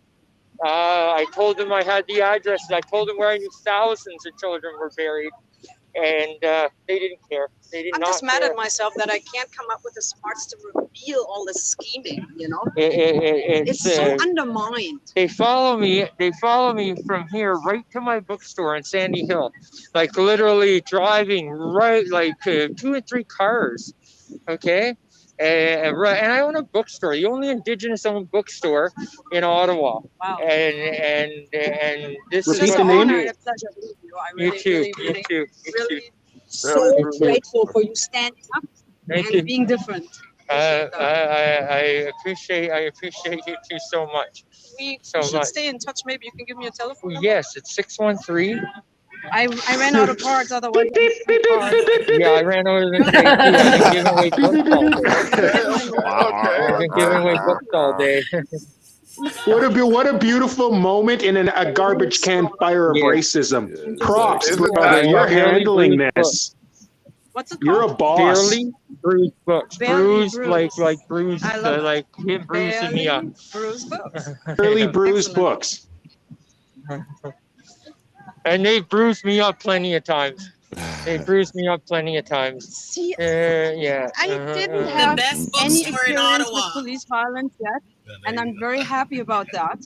And I want to believe the big majority of police officers are absolutely, they have great integrity and they are very concerned for everybody's safety. I don't know about that. I know my father. Thank you for your optimism, but it's totally misplaced. I feel like it's also Oink, legitimate to oink, say pig, do away with the systemic pork. racism. It's Serious. a system of racism. That's how it comes across Yes. to They're me. watching Indigenous black. But they deny it. They deny it. It's crazy. It's just nonsense. They deny All it. of it's nonsense. Okay, so it's And they bring me 613. to a white tent and tell me my knife is here. After I offered it to them, I don't know how many times. They have it on video. At It least must have 9 been 10 times. times. Tell me your telephone number. 613-981-7718. And if you ever lose it, just look up Barely Breeze Books. I'm on 315 Will Broad in Sandy Hill. I'm only a 10-minute walk away from it. Jesus, it's on YouTube. 613-981-7818. That's it. That's Get your it. knife. We're just gonna go down the hill, keep your knife, and then gonna have you leave the hill from there. You're taking me where now? I thought it was to the white tent. What the fuck? I'm getting kind of nervous here. Whoa, whoa, whoa, whoa, whoa. Yeah, I wouldn't mind. Do you mind? I'm getting pretty nervous here. I can film this. Absolutely. Unless they take this, Just my battery's low, so but I'm happy to film it with your. yeah, you have my consent completely. Just gonna go down towards that next building. Oh, so it was the white tent, and now you're taking me somewhere Yeah, else. we just want to bring you to the border of our property, so Yeah? we can give you a knife there. Yeah, I'll Okay. just ask you to But stay you got a gun, right? 6 feet away. Well, you're the one coming towards me here. Okay, you're the one coming towards me. You're coming Stay towards 6 feet away, walking towards Look it. towards here. Look where we're going, guys. Look What where the we're fuck? going. Look where we're going here. Now look at these. Look at these guys. Oh shit! This is bullshit. Where's the allies, right? They're all That's beside, it. like The whispering white to each tent other, is back sending there emails. where they told me I was going. Did they call for backup? Like, why are all those cars there? Were they always there? No way. Yeah, they got the whole fucking they got the whole crew out here for me. Oh yeah. In the beginning, Yeah. I'm Process. I'm Police process is systematic racism. Period. Systematic racism. Not only systemic, it's systematic. Do you know the guy from Defendo? Systematic, Why are you guys always not systemic, fucking matic. This Right is on, brother. disgusting. This is disgusting. I have What's the, no let's clue. understand the difference between systemic and systematic too. I know the two. I know the difference. Yeah, but for the whole world out there, it's important to understand and to identify the kinds of fucking discrimination you're experiencing because they have different reasons. Vitamin D3 deficiency. That was a really big study. Yes. And they tested everybody, COVID or not COVID. I'm so happy you're saying this. I'm so happy you're saying this. Had vitamin I'm D3 so happy. deficiency. I did I'm so happy you're There's a lot of beauty in this moment of chaos. They're killing people with that. You know that. We don't have. Why do they send it to none of it? Why do they send it to all these reservations first? Why do they send it to all those places first? Why is that? Why is that? Where's the logic? Why can you get it? Yep. Why can you get the jab when you're like 8 years old? Guess what? It's banned in Germany, guys. It's banned in fucking Germany to That's people truth. under That's 12 truth. years old. It's 100% true. They banned Dr. Fauci's book after his emails came out. They banned that. Yep. Look up Dr. Roger Hawkinson. Look up him. Look up Dr. Roger Hawkinson. This lady's a virologist. Look up Dr. Roger Hawkinson. Wonder why they get into like no problem. Fuck, man, it's mind-boggling. That's why you had census at your door. That's why you it. had That's census at your door. That's it. Those motherfuckers knock like I sell coke. They knock like I sell cocaine. Like I was raping a cocaine dealer that was like a rich white diplomat. That's how they knocked at my fucking door. I very much appreciate your service, gentlemen. I hope you understand that the right way. You know? Oh, she's giving them the That's just business. wrong. I'm so happy. Fake I love it. Well, it I love is. it. I know it is. You need Yep. I mean, I'm Yep. not denying that I love how there's No, like there is a quiet virus. talk. They came out of the Wuhan lab. Like, what is he gonna do? Pull out a knife, Jackie Chan style? Like, Right. And now No. we've got What a is he full gonna do? newcomer Remember value, a full newcomer 2021, experience you know to about be able to give us that Yeah, lens you know that none of about us the who have been so Manitoba lab. fucking indoctrinated and With the punished and Ebola. traumatized by the Yeah, Canadian our government can tax- see our anymore tax dollars because went we to the are Wuhan lab. suffering. Now we have someone else come and saying, here's what you're dealing with. And she's fucking, they are on point. Didn't you? You got a saline shot. I think a lot of people got a saline shot. A lot of people did. And then they were like, oh, I got nothing. Well, let's go get the second. Yeah. That's how it was. They're following. I bet you all the shots in the remote communities were just test cases. That's ridiculous. Iterative science. It's madness. It's madness. Anyone like they don't call it guinea pigs. The Canadian government doesn't call it guinea pigs. Dr. Fauci's emails. Anybody who doesn't, the Manitoba lab, when Manitoba got this big outbreak, Justin Trudeau's been asked about this several times since 2019, and he won't give up the answers. The Wuhan lab got Ebola. The Manitoba lab got Ebola from the Wuhan lab. And Justin Trudeau won't say why the 4 scientists that were fired from China were he won't say nothing about it. I won't say nothing about it. And these, I don't need to give you ID. I just want to make sure you're getting back to the right spot. Yeah, I can't believe this. I can't believe this. It doesn't matter what my last name is. It doesn't matter what my last name is. They know my knife. They don't know it fits right here. It's right here. They know the size of it. I don't need to give you my name. I just want to make sure that why are you carrying around a knife? Because I can, because I'm allowed to. Is this illegal? Legalities. Charter of rights and freedoms. What is her badge fucking number? Yeah, no doubt. Badge number. Violated his right to privacy. Welcome to the shit show, Pepper. Making sure we're Can I have recording. my Always knife back? recording. Where's the Indigenous man that took it? Can I have my knife? Can I have my knife? Back off. Please, can I have my knife? I'm like half in rage, half in tears. Why not? I don't know what I'm feeling right now, except this has to stop. I'm going back to the protest. This is mourning. We're fucking mourning. Let's go back to the protest. You won't give me my knife? Let's go back to the... Yeah, no choice. Be safe. Yeah, but he was Relax. Be safe, though, brother. Be safe. That's bullshit. You won't let me on Capitol. Is that right? I thought you wanted your knife. Is that right? You're Okay, all with this calm shit. Fuck off. Get out of his face. Back off, We are the officers, public, right now. and this is a public space. Let me inform you. My mother worked in the court. Let's all just support. I don't think we're helping. Let's all just man listen. that you use. I offer it to begin with. Nobody's here, buddies. Where's that? Oh, look at you, steroid boy. Look at you. Exactly. Hey, you even got tribal tattoos on you. You even have tribal Fucking tattoos. Klansman. Look at that. He's massive, yo. We're the enemy. They use something big. I offered my knife 10 times, and now they won't give me my knife. They won't let me back in the protest. You can have my fucking knife. You want it that bad, you can have it. You can have my knife. So fucking That's what you want to do. I told you right from the beginning that they were going to take my knife. Now they won't give me my knife. You promised me my knife. Yeah. Why won't I get my knife?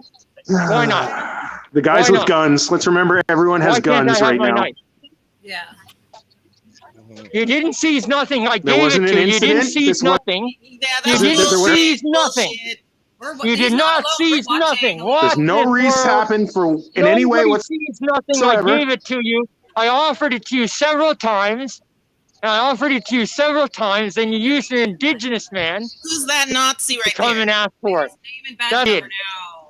That's what you did. That's what you did. That's what you all did. To be ID, that would be appropriate. Yeah, no shit. Private space where No nobody shit.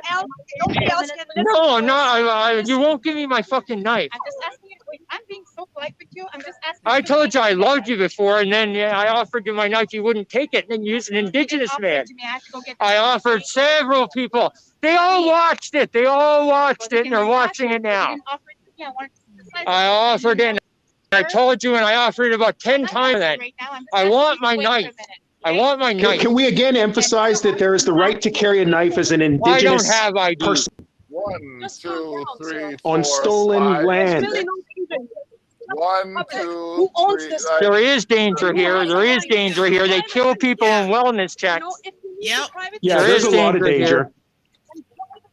Why so much police for I love you all. I love you all. Look at One me. young man. Look at me. That's I fucking love you all, bullshit. officers. Fences without his knife. I love you all. Yeah, that's right. I love you. I love you all is right though. Let's de-escalate a bit here. I'm getting worried. I'm getting so worried about safety. About 20 times offered it. No one even asked. I just said, "Do you want my knife? Do you want my knife? Do you want my knife?" Okay, Scott. No. Then they use that lady. Yes, sorry. I think while we have you on the live and we can guarantee your safety, well, can't We have guarantee to your keep safety. filming want. because I don't But feel safe at all. we think you should go home now Because we don't feel safe. because they're I not don't feel safe. they're not going to do anything good. I do too. No, they're going to try to kill me today. Yeah, that's No. bullshit. No, We can't It's have about that. wellness check. I would They're gonna show call my it a ID, wellness take check. my knife, and go. Wellness Ira, do you check. want to drive to Ottawa? Straight up about to pull up to Ottawa right now. Yeah, no, I think it's time to go. Yeah, I'm saying I'm a step away from just leave. I agree. It's not worth it. We got Fallon here. No, they got the dogs out. They got the Hi, dogs out now. Fallon. Hi, Fallon. How's it going? Good. We're in the middle of a tense situation here. Yeah, it's not a nice situation happening, Fallon. For those of you who are just tuning in, Scott, who owns Barely Bruised Bookstores, is currently under the view of about 8 police officers, none of which Eight. Look at this. 8. 1, 2, 1, 2, 3, 4, 5, 6, 7, 8, 9, 10, 11, 12. Jesus. 13, 14. Are you fucking kidding me? And you're unarmed and you're by yourself. Yeah, I love by you. yourself. I love The woman that. I just want my knife. Yeah. Oh my God. I'm about That's to what go the up there. indigenous man that you use. You promised me my knife. I'm just at a loss. Well, like, what is it gonna do? Float in the air and stab them all? Like, that doesn't make sense. Why is he muted? Is he muted? I can't even come to a general understanding as to why it takes 14 people to subdue one who they've already disarmed because he complied. He's complying with you. He gave it to you. He speak gave English? it to you. You're Canadian, right? Eh? You speak English? What's your badge number and name? That's what I want to know. How come we can't hear him? We can't hear him.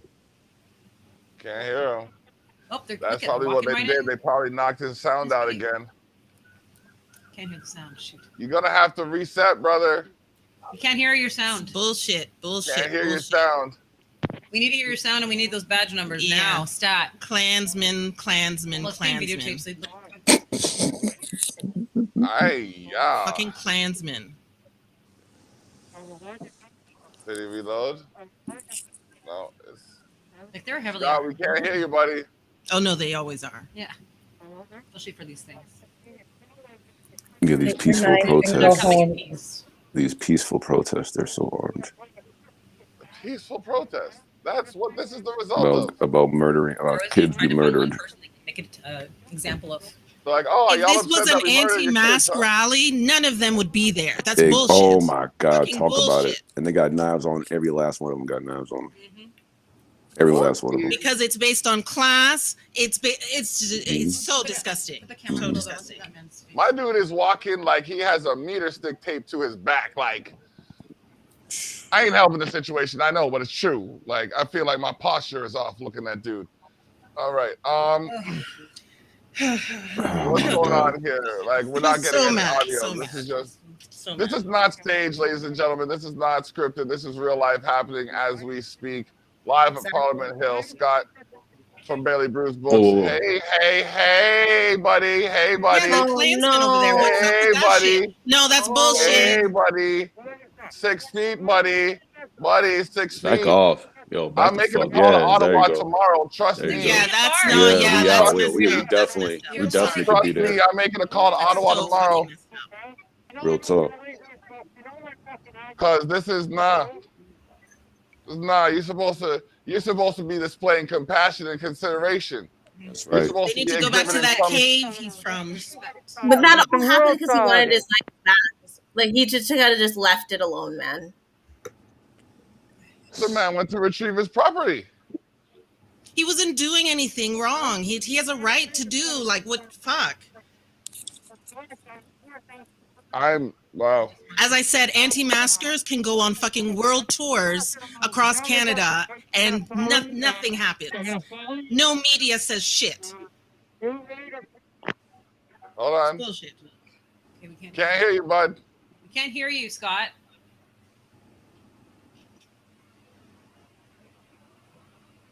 Why are they still there, though? What's so important for them to be still surrounded like this? Scott, we can't hear you. Okay, what's going on? Can you message him? Yeah, I'm gonna message him. Oh my goodness. What's this? Oh, what does he got? No, that's just a sign. Okay, it's a sign. They're surrounding him. It's like every time he changes the camera angle, you can see them moving in on him tactically. Fucking pig pen, man. Fucking trying to bacon. See, bam, where was that guy 3 seconds ago? Oh, look how many there are here. It's not worth it. He needs to get the knife. He needs to go because. But they're not giving him the knife. Yeah. And he needs to go. They're gonna do something. It's like, do we start a fund? Get Scott his knife back? What? Right. Like, screw the knife. Screw the knife. It's not leave. He just like fuck the knife. Oh, you're right though. No, It's dangerous. Like I had a not worth it. Scott. You can fight it later. Yeah, I had a batarang and I went to court and I forgot it in my pocket and they looked at me like, "Are you fucking serious?" I'm like, "What?" Like, it's a batarang, bro. And he's like, "Okay, you're gonna have to let that go." I'm just like, it's a batarang, bro. He's like, "Okay, you can either throw it out or I can arrest you." And I'm just like, fuck. Threw it out. You know what I mean? Like, but still, that's why, like, in this situation, I'm like, all right, just go home. But like, go home. Yeah. You don't know where did he get the knife from? Maybe it has some significance to him. I don't know. I'm just not comfortable with the amount of people that are around him smacking their hands. Exactly. The language, the vocab. Like, these guys are over there trying to act like they're not paying attention to him, but every 4 to 8 seconds, boom, right in this direction. Hi, I can see you. Like, you know what I mean? Like, this is ridiculous. Okay, leave. Yes, leave. Keep going. Yeah, they're gone. They're separated. Going. Go. Leave. All right, cool. You're not needed. You can pedal. You can pedal too. There's worse people in the world you can go after. Hello. My dude owns a bookstore. It's a bookstore owner. Think about what the headline's gonna say. Yes. Ignorant actions against educator. Talk about it. You know what I mean? Like, the man owns a bookstore. Do you know what people who own bookstores do? Teach people. Oh, they brought in the brother. There it is. There's a token. There's a token. Why are you looking directly at me, brother? Like, Candid Conversations episode 101. Let's talk. Leave the man alone, people. Like, what's your problem? Why are you gesturing like he's doing something erratic? He's holding a camera and a sign. How, like...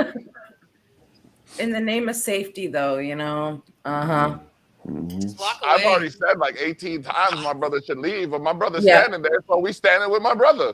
Yeah. You know what I mean? Like, that's the club, right? In the club, let's go. Nah, you know. This is craziness. This is when I would have left, though. I would have said, "Stop, you know, I gotta go home again." So it's too tense, and I'll go. Just go home. Oh gosh, they're still there. I thought only the yellow vests were there. Some of them left. Fight it later. There you go. Just go buy yourself a new one and just don't bring around no cops next time. Exactly. It's crazy. Yeah. Oh my gosh. I'm like, I was crying. It's too much. It's a shame that this is what. Can't hear you. We can't hear you. Scott, we can't hear you. We can't hear you. Can't hear you. You He needs to tell us he texts you. Shit. Ira's back, probably losing his shit hearing all of this stuff. My bad, brother. I didn't hear the sound that it makes when you popped in, so. Fuck volume. What's going on here? Yeah. Let's see what he's doing. You know what I'm saying? Yeah, fuck.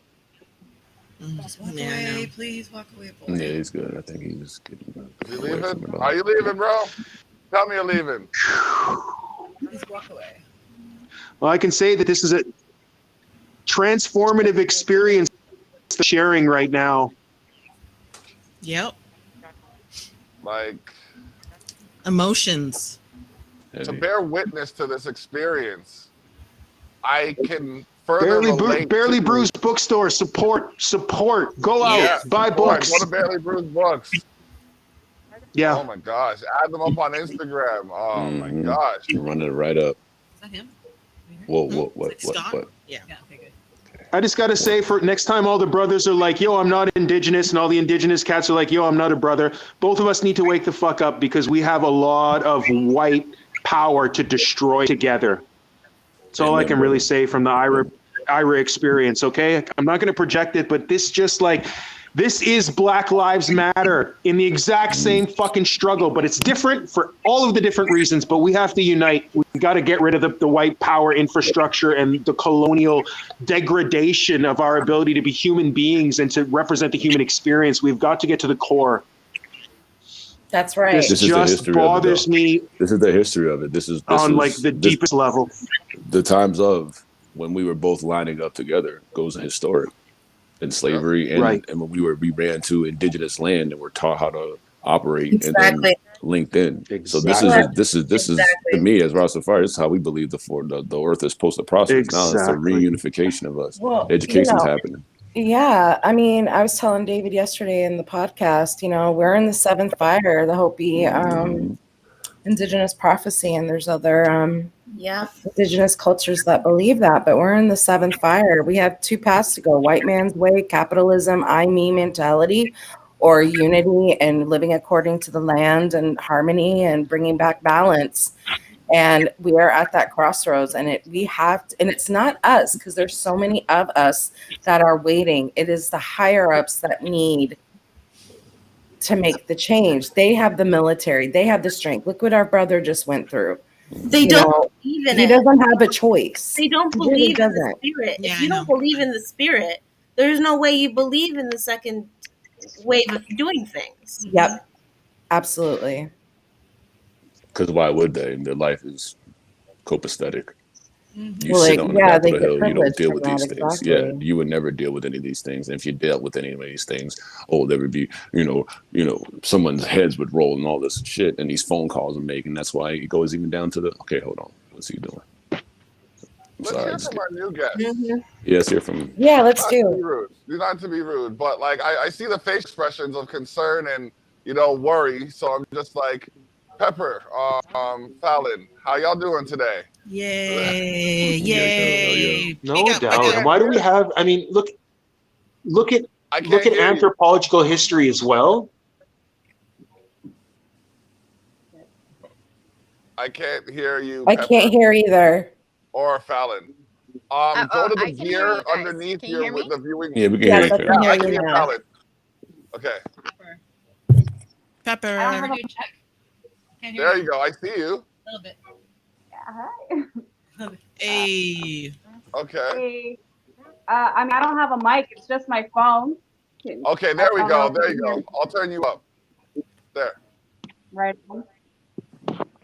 I mean, I've been watching for a little bit. I wish I could hear everything that's going on with Scott right now. Yeah, I missed part of it, the beginning of it. Fuck, I hope he's okay. The night's not. I want him to get his stuff back, but you need 20 cops to surround one guy who's videotaping. I know. What pissed me. I think he's leaving. Yeah, he's gone. Yeah, he's gone. He's leaving. Thank God. Sorry. That was. Yeah. Oh. Okay. All right. Fallon. Yeah. Hey, sorry, I was having technical issues getting in. It happens. Don't worry about it. I'm on. Good. I counted 8. We can't throw out numbers. We can't just start throwing out. That's not a criticism, but we got to figure out how many cops there actually were there. The badge number. Oh, they hit your mute again. They hit his volume again. Babylon watching. They hit your volume, bro. Real talk. Babylon watching. Can't hear Babylon. you. I swear. You Like, the truth. we can go back, but I counted as many as 14. I don't understand. I saw 14, 15. I thought it was 15 at one point. True. Like, so.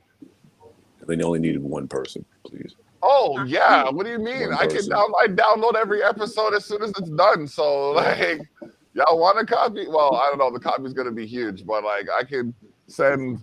No, it's been most of the episodes, so I can't even send a section of it. But like, yeah, it's definitely copied and retained, so that we have a record of what's going on. Yeah, because depending on where you're living, the affluence is there, and then when you don't see it, you don't. You don't. Ira, your audio is out. Your audio, can't hear you. Can't hear. I'm gonna text him. Yeah. Yeah, so wow, Candid Conversations, episode 101. This is definitely an interesting way to go. Ottawa does look well structured by way of architecture, though. What about now? Oh, wow. No? Yeah, you're back. Yeah. Ottawa, please. I mean, its politics are jacked, for sure. It doesn't make sense in Ottawa at all. No. No. Yeah, we're hearing you. We hear you. It does not. Yo, I've been talking forever. If I'm muted, this is hilarious. No, we can hear you. Yeah, now we can, yeah. Yeah, we can hear you now. Now we can't. Off again. Now we can't. Oh, man. They're everywhere. They're just everywhere. Yep. They're everywhere. Go ahead and get that overtime money, you little pigs. Telling you, man. Oh, my God. Get that holiday money. Look at that. Oh, yeah. What's this, another protest? Are these anti-maskers? Wait, what? Are these anti-maskers? What's going on here? No, you know who they are? They're like the 4th generation of the fathers of Canada that want to keep Canada just the way it is. Oh, they're celebrating Canada Day. Ooh. They have every right to. They have a right to do that. They do. They do. They do. That's so true. It's 100% true. To keep it 100%. They do. Yeah. Keep it 100. Just show the respect he's deserved. Get out of his way. Like, you know what I mean? Understand his situation. Show compassion. Don't be ignorant. Don't, you know what I mean? Be aggressive or any of that. That one dude looked like he had a problem, but, you know, clearly I misread that. Me too. But I thought he was, you know. Yeah. But yeah, I started to, My dude hit the cop with steroid boy. I was just like, wow, you have ball bearings of chrome steel. Like, yeah. Brutal. It was like, wow. All right, so.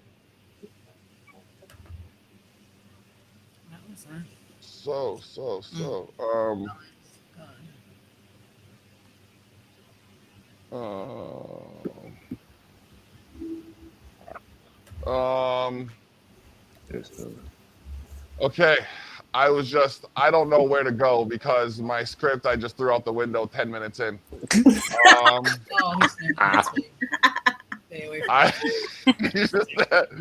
So we're going to talk about cultural diversity and be inclusive and like, you know, address some of the issues that present themselves in society. And then my dude goes through some nigga shit. I'm sorry for saying that word in this professional podcast, but that's exactly what it was.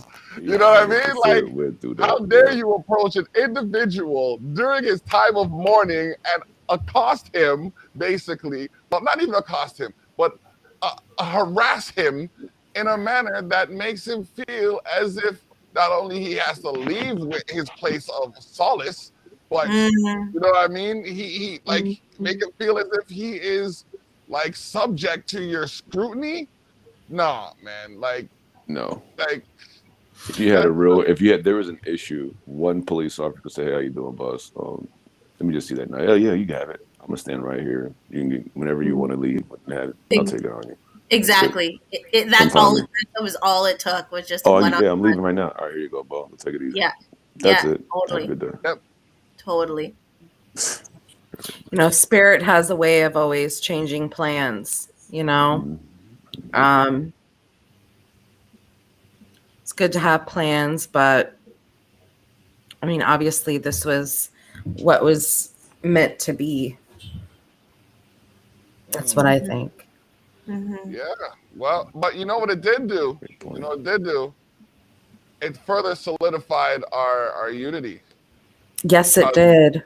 We all put aside every difference that we have and unified to get him the information and energy he needed to get where he had to be. That's right. So if we can do that and we can convince other people that that's what needs to be done, then we're going in the right direction. It's going to take some effort. It's going to take some work. There it is. There it is. There it is. There it is. It's going to take some effort. It's going to take some work. But yeah, we're still going. So, man, and it starts with the children. It really does. Absolutely. And it ends there. Ends with the kids too. Yeah. Yeah. So it's like if we're going to lead, can you hear me, everyone? Yeah. Holy fuck, there's more of them. Stay away from them. If we're going to lead, if we are going to lead, we have to center the impacts of the revolution and of our work for the children directly to benefit the next generation. Not being concerned about how it's going to affect us economically, how it's going to support us financially, or how it's going to make any difference to the evolution of our own understanding. We can grow with our youth through our youth, but we have to focus the impact, the outputs, and the benefits on the specific children of the beautiful future of tomorrow that are completely mixed, because that is where we can make a change and a difference, grow ourselves, and we can start dealing with the intergenerational trauma. We can start moving away from having to protect anyone from the realities that like white power still exists, because simply we'll be destroying colonialism from the root. Thank you. I couldn't say it any better myself. I couldn't say it any better myself. Now, you know what, Ira?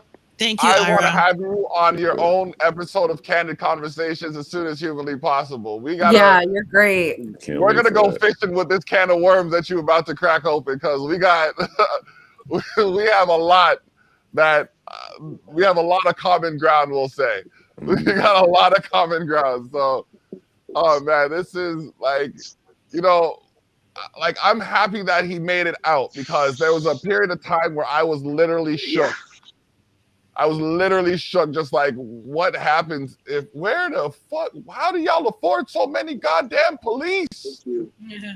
And you know they all know about him, right? But that's the thing, yeah, they all know about him, they all linked up, and that's the fear you have going into any situation, being indigenous, being black, being any person that's covered health, to the point now, you get to the point having locks in your head, because you're automatically a person who has pounds of fucking weed on them, which we all know is, even as Rastafari, 65-75% of us don't even smoke weed. So we're going through that situation, and they arm you up, they line you up, they stereotype you, and every single time it could be something simple as you just jaywalking down to a simple legal knife, and it could end in a tragic way. Thank and you. That doesn't go down for everybody, because I've seen it for my fucking self. I've seen it right in there.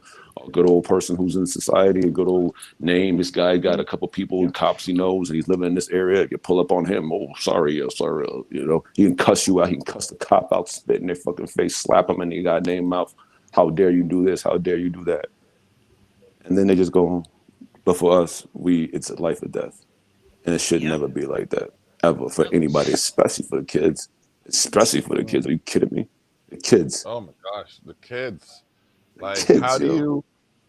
you do anything but want to help them? It's like I was outside barbecuing and I only put on enough to barbecue for the family, you know what I mean? Because I didn't expect to see anybody out there. I'm seeing all these kids just like, well, I could just throw some extra on. It's just like, wait a minute, hold on. You ain't equipped for that right now. You preparing for the 20.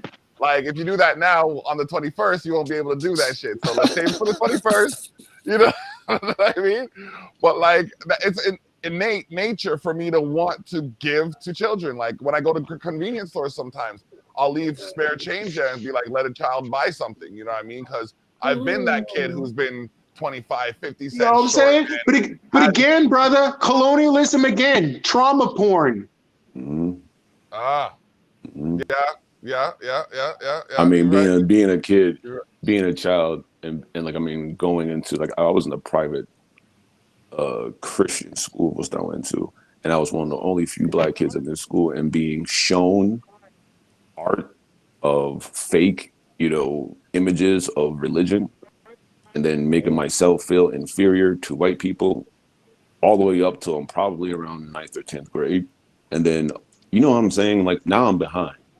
Now I'm 16 years old behind because I'm thinking I'm already inferior mentally, and I was a slave and all these things and all this shit. And then I go up, and then all of a sudden, bam, I get angry because I'm like 25. I'm like, wait, what the fuck was I? What was that shit when I was leaving? And then now you're here. Now multiply that by billions of people. Multiply that by generations and generations and generations. And then all of a sudden, now when you meet a white cop, what do you think?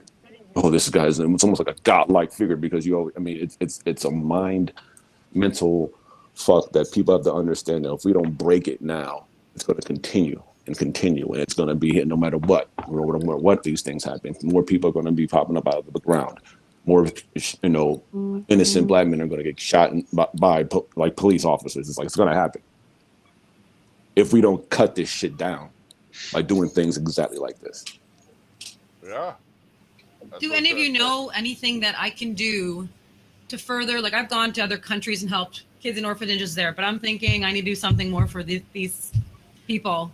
I was going to say Fallon is the connect. Hey, Fallon. I want to do something. I want to be a part of it. I want to share some love. I want to donate, do whatever I have to do to share the love from my life to that, to them, to at least share that love, because I just feel that that's what we're meant to do.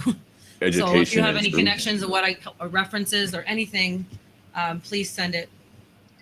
It's like I said, it's the same as we all do. We all need to just, like, when we have these connections, we all just meet together and then just multiply through that network and just create that army of truth and militant, platforms. Any hands-on things we can do is to go into the communities and help bring packages of healing love. You know what I mean? Like volunteering time. I mean, anything you can do is like. I love hearing, like, there's anything I can do more, because that's what we love to hear as far as whoever is going through the struggle. Like, we love to hear, like, what can I do? Because that is the initial, like, that's the step. That's the amazing step. So whatever you're doing right now is also amazing. And just continue it. I'm just saying, it's like I've gone to other countries to do it. Now I'm realizing I need to stay here and do it. Yeah. I need to, you know what I mean? I need to go. I mean, I live in Hamilton, right? So there's a lot of those are the Fort Erie Native Friendship. I was just gonna say that, yeah. And the Niagara Regional, there's a Hamilton chapter, yeah. Okay. They'd be a really great source of resource for you. Okay, thank you. There you go. All right. Well, Alicia had to head out. And again, we don't owe anyone any explanations.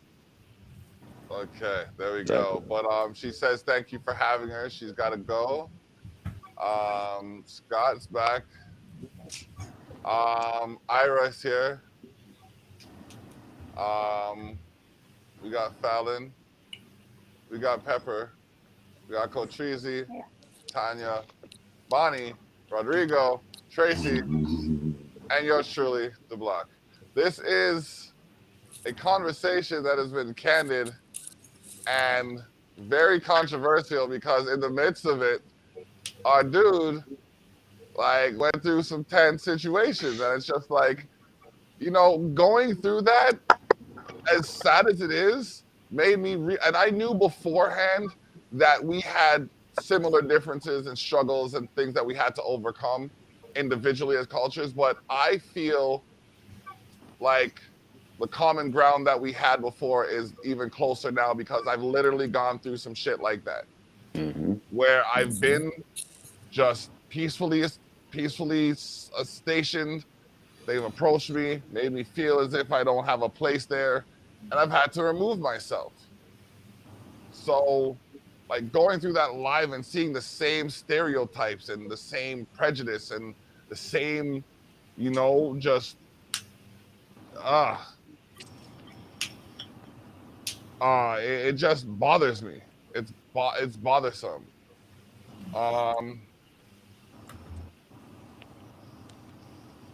As soon. Okay, so no, I'm not the only one that it bothered. Y'all was here with us. You know what I mean? Like, no, it infuriates me. It legitly. I mean, seeing it live, but actually seeing it at a protest or a demonstration or even just a call and a prayer and for what is disgusting, and like, why would you even approach him like that? That's the biggest thing. Is it's like this wasn't some kind of like, we had a party and things are tense and we at the club and hold on, dog, can't bring a knife in it. No, like, we were out in public property. This is a completely legal situation, and I'm actually mourning. And you still, it's almost like going to a funeral and getting harassed. It's disgusting to me. So I'm glad we got to see it live because that reiterates why we have to continue to fight. Most definitely. We're in overtime here, ladies and gentlemen. We cut through 2 hours like it was nothing. I had a feeling this might have happened, but hey, it's all good. We had to make sure he got home safe. Yes. Yes. Absolutely. Scott, are you in a safe location? Scott? Just give us a thumbs up, Scott, because we can't hear you. Like butter. Okay. Scott, you good? Thank you, Fallon, for joining us. We'll have you on another episode. Okay, yes. Yes. We'll have you on another episode. Thanks, guys. Oh, give us anything. Anything. Yes, you have audio. There we go. All right. I was like, wait, I have audio. Thank you. I know it's like crazy and pulling over on the side of the road and all that stuff, but just coming back from the march in Toronto. So definitely if there's a next time, I'm happy to hop on, and I need to catch the video after because I know I missed a whole lot. So yeah. The video goes up as soon as we're done here. Yes, I will have. I'll talk to Tanya to coordinate with you.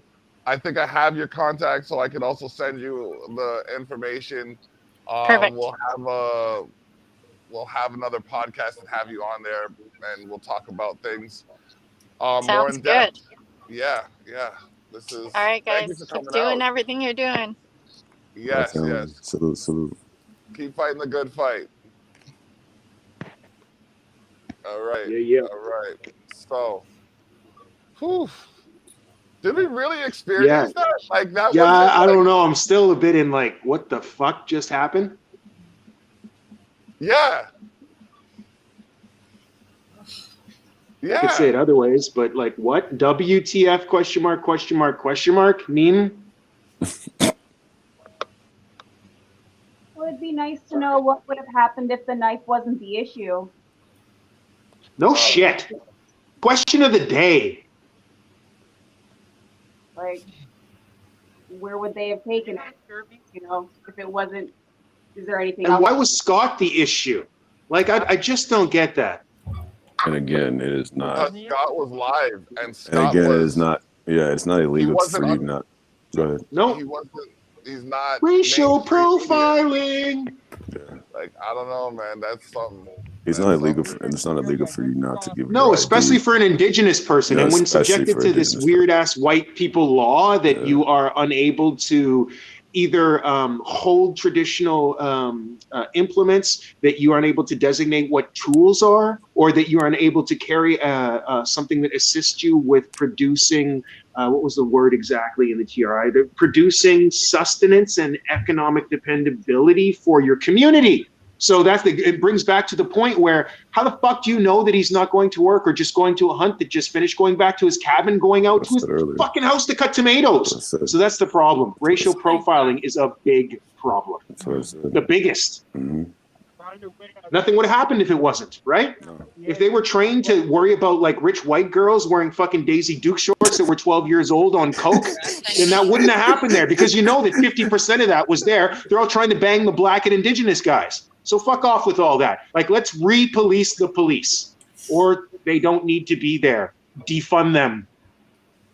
Again, my grandma raised me. She was a librarian for the police officers, a white librarian, a female, the first non-traditional white female that worked in the RCMP. She came home every day and cried herself to sleep. Everything was wrong. Being a woman in that era, everything was wrong. It has nothing to do with the racialized position. She never experienced it. But I knew that policing is fundamentally corrupt on every level. So we have to redesign it. It's not even police officers' faults. It's the institutions. It's the goals. RCMP was made to control, destabilize, and decimate indigenous culture. That's it. Period. So,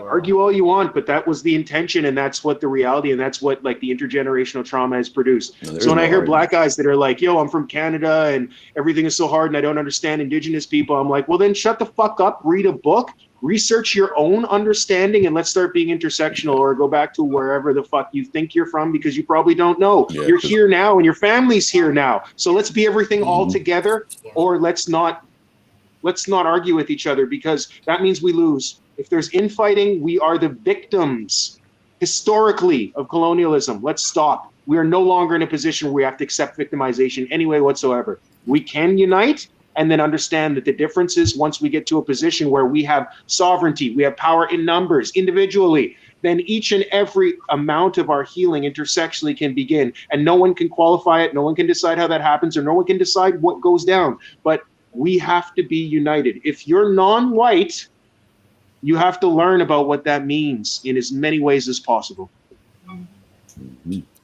Done. I love you all. Thank you for listening to this. That was not like, you need to have yourself like, what's it called there? Like one of them speaking engagements. That's what needs to happen. Oh, thank you. I gotta get your contacts. I got a little something for you too. All right. I appreciate it. Right. Thank you for all of you being here and joining this and just bringing this to us. This was amazing. This was amazing and sad and beautiful and real. Yep. You got to see a little bit of everything. So, like, as different as we might appear, as different as we might sound, look, or experience life, we all go through some of the same shit. You know what I mean? And we're only gonna better ourselves or better each other when we better ourselves. And I think we saw the best version of some of ourselves come together. So just know in your day-to-day, while you're doing your thing, that you did something very excellent today and could have possibly saved a life in this situation and circumstance. That's beautiful.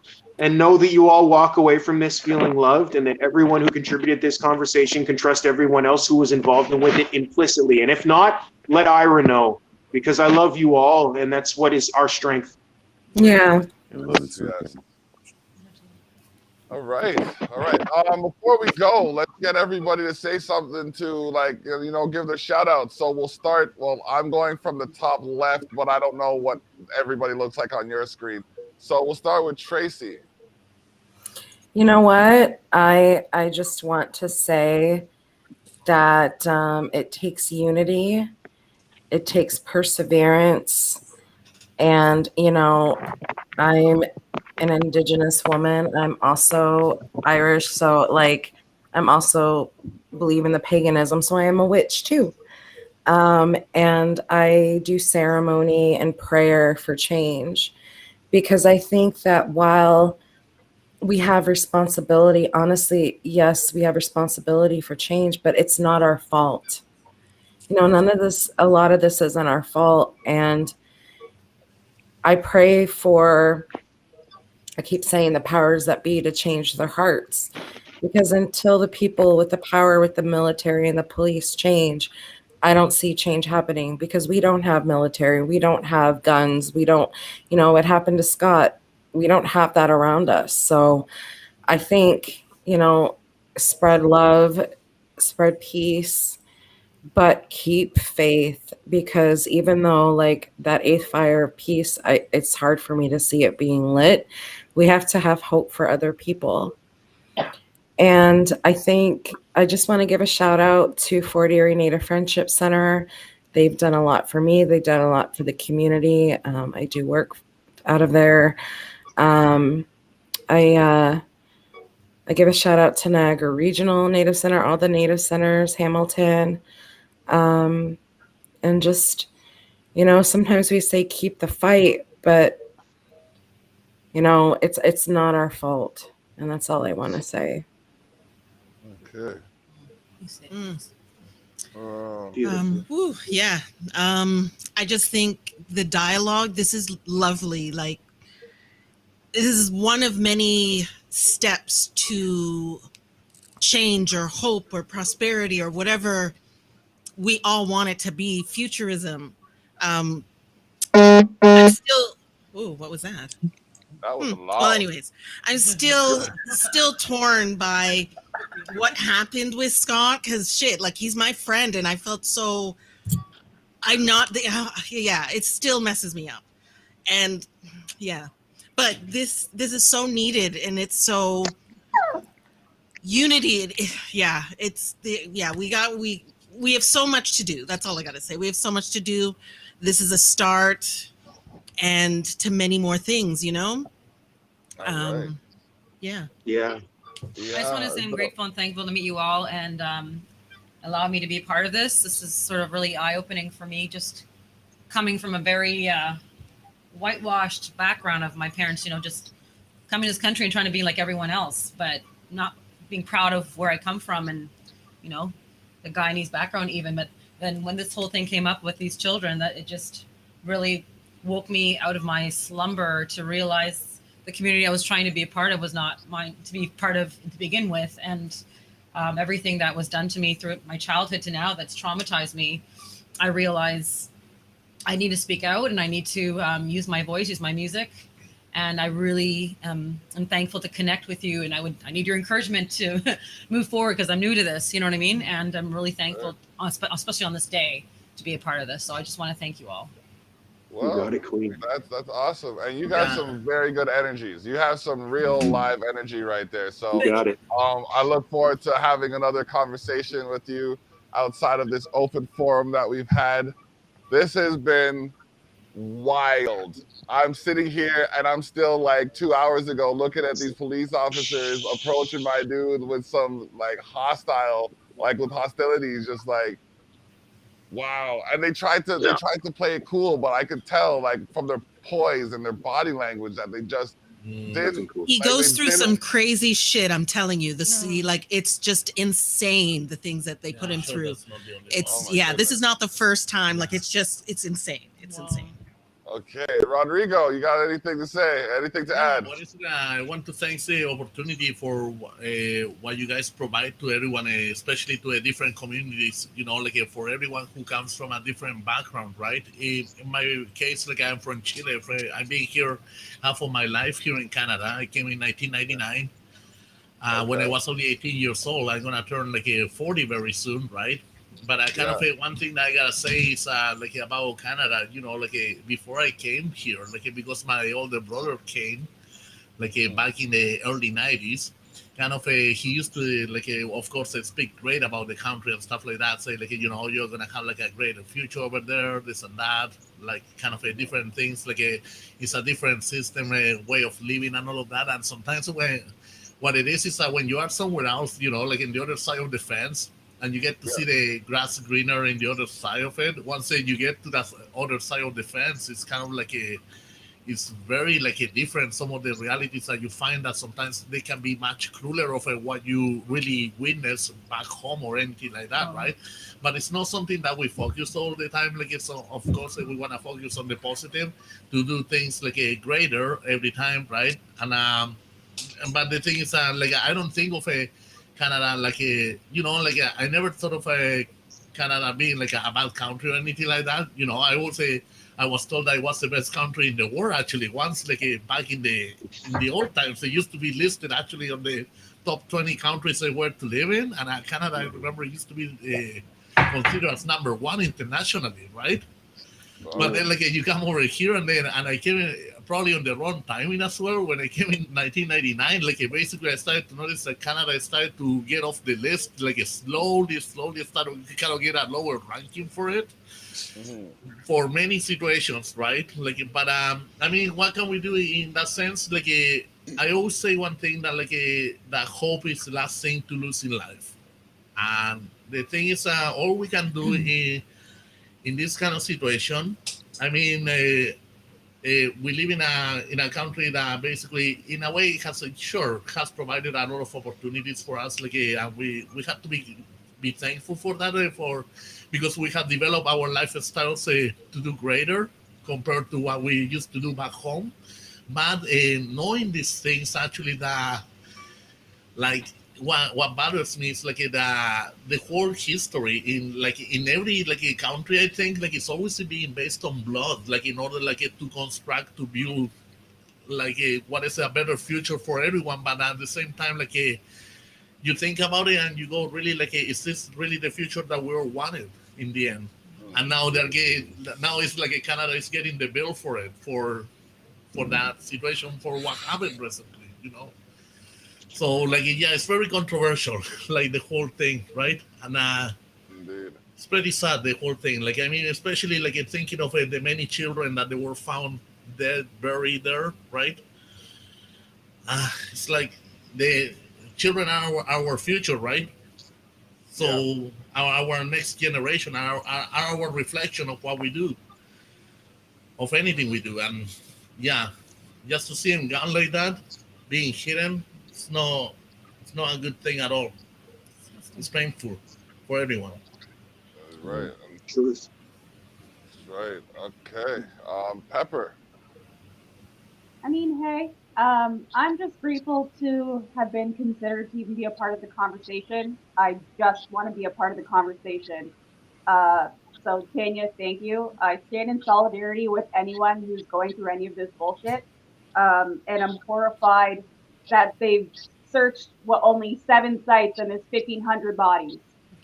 What's to come with the 152 that they have to search still? It's more. Yeah, for sure. Yeah. So, much more. Yeah, I'm just blessed to even have a conversation with you guys, and I want to be part of a solution, whatever that may be. I will support anyone who's marginalized and anyone who feels like they don't have a voice. And these kids were wiped out before they even knew what their voice wanted to say. So I'm really sad, horrified, and that's just it. That's it. Okay, all right. Ira. I'm gonna finish this one quick.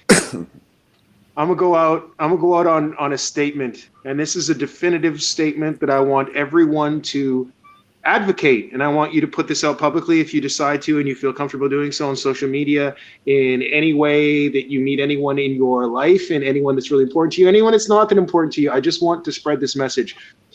I am prepared to fight Stephen Harper. Officially, unofficially, in a debate, physically, emotionally, spiritually, anyone who represents Stephen Harper, anyone who is going to take this day and twist it into politics, anyone who is going to take this absolute and utter genocide that has perpetuated this common mainstream, we're all now going to start acknowledging it fucking 600 years later, absolute unacceptable tragedy. And I'm willing for anyone who is going to take away from the voices of those who never had a chance to raise them, who is going to systematically destroy or try to perpetuate indoctrination or any kind of anti-sovereignty for Indigenous rights. I was born on stolen land. We exist on stolen land. If you're in Canada, recognize it. If you don't, talk to Ira, and then I'll either tell you or I'll show you the people who are going to make you. This isn't a statement of violence. It's a definitive declaration of change. I just won't stop because I am an ally, and at some point in time, I'm going to have enough money that I can distribute into non-white communities, power structures, and sustainability where I can move back, and these voices will be representational, authentic, and no longer will the white power structure dominate our institutions or indoctrinate our youth. This is idealistic and it's a goal, but we work for the truth. So the highest truth is what we need to unite underneath. I'm just really happy that I could be here, that I could position everything. Don't be violent, kids. Do not act outside of your own personal safety. But remember, morality is not anyone else's choice, and racism is a white people problem. All right. Cottreezy. How do you follow that up, right? Golly, Ira. Militant minded always. And first of all, thank you so much for allowing me to be on this platform and sharing this experience with each and every one of you guys. You have an ally in me. Please, contact me whenever, have a conversation, ask whenever. These are the things that we need to do to continue this fight and just chopping down Babylon brick by brick. And that's what my goal is. It's what I wake up every day to do. I swear that's all I do. My music and my platforms and any aspiration. That's what I have to do. And as far as with these kids, it just, of course, it even more touches the point of an anger. There's a code that you don't even touch down to the street, that you don't touch kids. And to the point where it is a systematic destruction that is trying to be hidden continuously. That's all they do. They just try to hide it. These platforms, these things that we do, we need to continue to do them, because that in turn will then, when these next generation, they'll tap in and they'll see these things. They'll be able to look at these things live and say that, no, you cannot lie to us anymore, with everything you're doing. So thank you for having me. And no problem. I appreciate all you guys. Yeah, thank you. Respect. Very much. Thank you all. Yes, thank you all. We love you, because I talked to a Rasta the other day. Shout out to Lizzie Dread. And you know what I mean? The man said, don't appreciate me. There's enough hate in the world. Appreciate love me. So I appreciate love y'all for coming through. Taking the time to help me combat some of my ignorance, because like I said, if I don't go through it, I can't understand. There's certain things that if I don't go through, I can't understand. And I just went through something with all of you that, you know what I mean? A, we shouldn't have had to go through, but B, united us for whatever purpose. So let's continue to stand as just as we did for all those who are going through what we just experienced. Amen. Experience is expertise, friends of the universe. Experience is expertise. Absolutely. Thank you. I'm going to be sending all of you a date for Tanya. I'm going to have to send you a date for Bonnie, but yes. I'm going to send you all a date for your own episode of Candid Conversations. Appreciate that. It happens every Wednesday, but we did a special edition today because this was something that needed to be discussed, and let's. Silence isn't an option, so speak out and speak up. Speak up. Yep. Love it. Love, crew. All right. Respect. Respect. Love you. Love and respect. Walk in safety. Too. Yes. Too, man. Be dangerous. Stay dangerous. You know it. You know it. Bless up. Bless up.